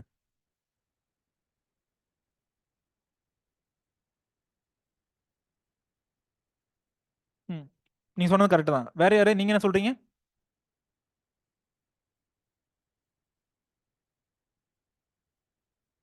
மார்க்கெட்டிங் மார்ஜின் இன்னும் கொஞ்சம் புரியாத மாதிரி இன்னும் கொஞ்சம் ஈஸியா சொல்லுங்க. ப்ராஃபிட்னு சொன்னீங்கன்னா ஈஸியா புரியாது. Turn over. ஓகே. சப்போஸ் நான் வந்துட்டு ஃபார்மர். நான் வந்து ஃபார்மர். என்கிட்ட இருந்து 1000 ரூபாய்க்கு ஒரு ப்ராடியூஸ் வாங்குறாங்க. யாரோ ஒருத்தவங்க வாங்கினு வச்சுப்போம். யாரு வாங்குறாங்க? குமரன் நீங்க வாங்கிக்கிறீங்களா? என்கிட்ட இருந்து எவ்வளவுக்கு வாங்கிக்கிறாங்க அப்படியே நோட்ல எழுதுங்க. என்கிட்ட இருந்து குமரன் வந்து 1000 ரூபாய்க்கு ப்ராடியூஸ் வாங்கியிருக்காரு. ஸோ வாங்குறதுல அவர் வந்துட்டு அந்த டிரான்ஸ்போர்ட்டேஷன் கண்டிப்பா அவர் ஏதாவது பணம் ஸ்பெண்ட் பண்ணுவாரு. புரியுதுங்களா? லோடிங் அன்லோடிங், அந்த மூட்டையை தூக்கி மேலே வைக்கிறது, திரும்ப ஒரு இடத்துல அந்த மூட்டையை கீழே இறக்கி வைக்கிறது, லோடிங் அண்ட் அன்லோடிங் சார்ஜஸ் ஒரு பர்டிகுலர் அமௌண்ட் ஸ்பெண்ட் பண்ணியிருப்பார். புரியுதுங்களா? அந்த amount loading and unloading charges எழுதிக்கோங்க, டிரான்ஸ்போர்ட்டேஷன் சார்ஜஸ் எழுதிக்கோங்க. ஃபைனலா நீ இன்னொருத்தன் விப்பர்ல என்கிட்ட 1000 ரூபாய்க்கு வாங்கினது, அது எவ்வளவுக்கு விற்பீங்க அப்ராக்சிமேட்டா? சரி, ஒரு 3000 விற்கிறீங்கன்னு வச்சுக்குவோம். அந்த 3000 மைனஸ் அந்த transportation charges minus loading and unloading charges, அந்த மூட்டையை மேலே ஏத்துறது, மூட்டை மடிக்கீழ இறக்கி வைக்கிறது, அதுக்கான சார்ஜஸ் மைனஸ் பண்ணிட்டு மைனஸ் என்கிட்ட இருந்து எவ்வளவுக்கு வாங்குனீங்க? 1000 ரூபாய். இதெல்லாம் மைனஸ் பண்ணிட்டு அவர் சாப்பிடுற பணம் எவ்வளவுன்னு தெரியுது இல்ல? அதுதான் வந்து அந்த மார்க்கெட்டிங் மார்ஜின். இவர் மட்டும் இல்ல, இவர் இன்னொருத்தட்டு விற்பாருல்ல, அவரும் அதே பண்ணுவாரு. திரும்ப அவர்கிட்ட இருந்து இன்னொருத்தட்ட போகும், அவரும் அதே பண்ணுவாரு. கடைசியா கன்சியூமர்கிட்ட போகும்போது பல பேரை தாண்டி பல பேத்துக்கு சாப்பாடு போட்டு கடைசியா தான் அந்த கமாடிட்டி வந்து உங்களுக்கு வந்து சாப்பாடு போடும். புரியுதுங்களா? அதான் வந்து மார்க்கெட்டிங் மார்ஜின் அப்படின்றது. அதை வச்சு பிரிச்சோம் அப்படின்னா கோஆபரேட்டிவ் மார்க்கெட்டிங் பிரிக்கலாம். கோஆபரேட்டிவ் மார்க்கெட்டிங்ல மார்க்கெட்டிங் மார்ஜின் குறைவா இருக்குமா அதிகமா இருக்குமா? கோஆபரேட்டிவ் மார்க்கெட்டிங்ல ரொம்ப குறைவா இருக்கும். ரொம்ப ரொம்ப குறைவா இருக்கும். இல்லைன்னா அந்த கோஆபரேட்டிவ் மார்க்கெட்டிங்ல அந்த இதே இருக்காது. கோஆபரேட்டிவ் மார்க்கெட்டிங்ல இப்ப அமுல் வாங்கி மில்கை வந்துட்டு கன்சியூமருக்கு டைரக்டா கொடுக்குறாங்க அப்படின்னா அமுல் வந்து ரொம்ப லாபம்லாம் எடுக்காது. புரியுதுங்களா? அவங்களோட ப்ராடக்ட்டை டைரக்டா கன்சியூமருக்கு விற்கிறாங்க. ஸோ அப்போ வந்து ரொம்ப மார்ஜின் வச்சுலாம் விற்க மாட்டாங்க. புரியுதுங்களா? அது கோஆபரேட்டிவ் மார்க்கெட்டிங். மற்ற மார்க்கெட் ஜென்ரல் மார்க்கெட்லாம் எப்படி இருக்கும்? அதிகமாக லாபம் எடுப்பாங்க. புரியுதுங்களா? அதிகமாக நிறைய லாபம் எடுப்பாங்க. ஸோ அந்த ஜென்ரல் மார்க்கெட்லாம் வந்துட்டு ப்ராஃபிட் மார்ஜின் வந்து மார்க்கெட்டிங் மார்ஜின் வந்து அதிகமாக இருக்கும். புரிஞ்சுதா? இதான் வந்துட்டு இது எல்லாமே வந்து டைமென்ஷன் ஆஃப் மார்க்கெட். இதை பேசிஸ் தான் வச்சு பிரிச்சோம் அப்படின்னா டைப்ஸ் ஆஃப் மார்க்கெட் நமக்கு கிடைச்சிடுது. புரியுதுங்களா? இந்த டைமென்ஷன்ஸ் ஒன்னு வச்சு பிரிக்கலாம். ஃபார் எக்ஸாம்பிள் லொகேஷன் இல்ல டைம் ஸ்பேனை வச்சு ஒருத்தர் சொன்னார்ல யாரோ, short time market, long time market. நீங்க சொன்னீங்களா ஜிக்கு? Short time market, long time market, இல்ல பர்மனண்டா இருந்துச்சுன்னா அதுக்கு ஒரு பேர் இருக்கு, பர்மனன்ட் மார்க்கெட் அப்படின்னு சொல்லிட்டு. இது எல்லாத்தையும் வச்சு பிரிச்சோம் அப்படின்னா அதுக்கு பேர் என்ன சொல்றோம்? டைப்ஸ் ஆஃப் மார்க்கெட் அப்படின்னு சொல்றோம். புரியுதுங்களா? ஸோ அந்த டைப்ஸ் ஆஃப் மார்க்கெட் வந்து நெக்ஸ்ட் கிளாஸ்ல பார்க்கலாம். ஏன்னா இப்போ ஆரம்பிச்சா முடிக்க முடியாது. நடத்தல இருந்து ஏதாவது டவுட் இருந்தா ஆன்லைன் பேட்ச் வந்து இப்போ கேட்கலாம்.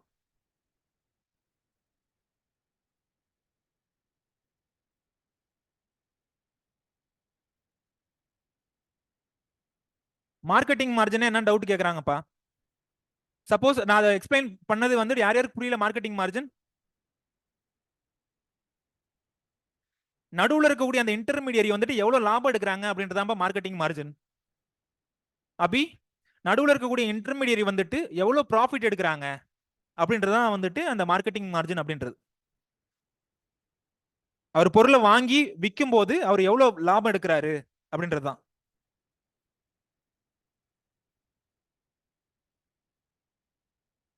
Notes for online students. Notes தான் ஆன்லைன் ஸ்டூடெண்ட்ஸ்க்கு வந்துட்டு ஆக்சுவலா இந்த பேட்ச்ல யார் யாரெல்லாம் இருக்கீங்களோ, இந்த 2024 பேட்ச் யார் யாரெல்லாம் இருக்கீங்களோ எல்லாத்துக்கும் சேர்த்து தான் காப்பீஸ் போடுறாங்க. எல்லாத்துக்கும் அந்த ஆன்லைன் ஸ்டூடெண்ட்ஸ்க்கு வந்து பேப்பர் 1ஓட மெட்டீரியல் மட்டும் இப்பவே டிஸ்ட்ரிபியூட் ஆயிடும். புரியுதுங்களா? கார்த்திகா தேவி கேட்டிருக்காங்க. ஆன்லைன் ஸ்டூடெண்ட்ஸ்க்கும் வந்து டைரக்டா அந்த போஸ்டல்ல அனுப்புற மாதிரி என்கிட்ட சொல்லியிருக்காங்க. நான் பேசினேன், அதான் என்கிட்ட சொல்லியிருக்காங்க. ஓகேவா கார்த்திகா? நான் மெட்டீரியல் என் சைட்ல இருந்து போயிடுச்சுமா, ரெண்டு வாரத்துக்கு முன்னாடியே போயிடுச்சு. புரியுதுங்களா? அங்க இன்ஸ்டியூட்ல நீங்க ரிப்பீட்டடா கேட்டு வாங்கிக்கோங்க. தசரத நாட்டை கொடுத்துருக்கேன். வேற ஏதாவது டவுட்? பேப்பர் 2க்கு வெயிட் பண்ணுங்க, ரஷ் பண்ணாதீங்க. பேப்பர் 2 நான் இப்போ கொடுத்துட்டேன் அப்படின்னா ஒரு வருஷம் கழிச்சு திரும்ப புது மெட்டீரியல் வாங்குற மாதிரி இருக்கும். பேப்பர் 2க்கு இப்பவே நான் மெட்டீரியல் கொடுத்துட்டேன் அப்படின்னா ஒரு வருஷம் கழிச்சு திரும்ப புது ஜெராக்ஸ் போடுற மாதிரி இருக்கும். நீங்க வேற ஏதாவது டவுட்? ஆஃப்லைன் பேட்ச்க்கு ஏதாவது டவுட்? முடிச்சுக்கலாங்களா? நெக்ஸ்ட் கிளாஸ் வந்து மண்டே இருக்கும். நாளைக்கு வந்துட்டு அந்த மெயின் ஸ்டூடெண்ட், இப்போ போற மெயின் ஸ்டூடெண்ட்டுக்கு ஏதாவது கிளாஸ் டிஸ்கஷன் இருக்கிறது, இல்ல வந்துட்டு உங்களுக்கு நாளைக்கு வந்து டெஸ்ட் வேற இருக்கு. புரியுதுங்களா? இதெல்லாம் வீக்கெண்ட் பார்ப்போம். வீக்கெண்ட் வந்து ஃப்ரீ விடுறாங்க அப்படின்னு எடுத்துக்காதீங்க. வீக்கெண்ட் வந்து டெஸ்ட் இருக்கு, எங்களுக்கான ஒர்க் இருக்கு வீக்கெண்டுமே. மெயின் ஸ்டூடெண்ட்க்கு ஏதாவது இன்ட்ராக்ஷன்ஸ் இருக்கும். அது மட்டும் இல்லாம நாளைக்கு டெஸ்ட் இருக்கு. புரியுதுங்களா? ஸோ அதனால வந்து நெக்ஸ்ட் கிளாஸ் வந்து மண்டே இருக்கும். கிளாஸ் முடிச்சுக்கலாம்ப்பா. தேங்க்யூ.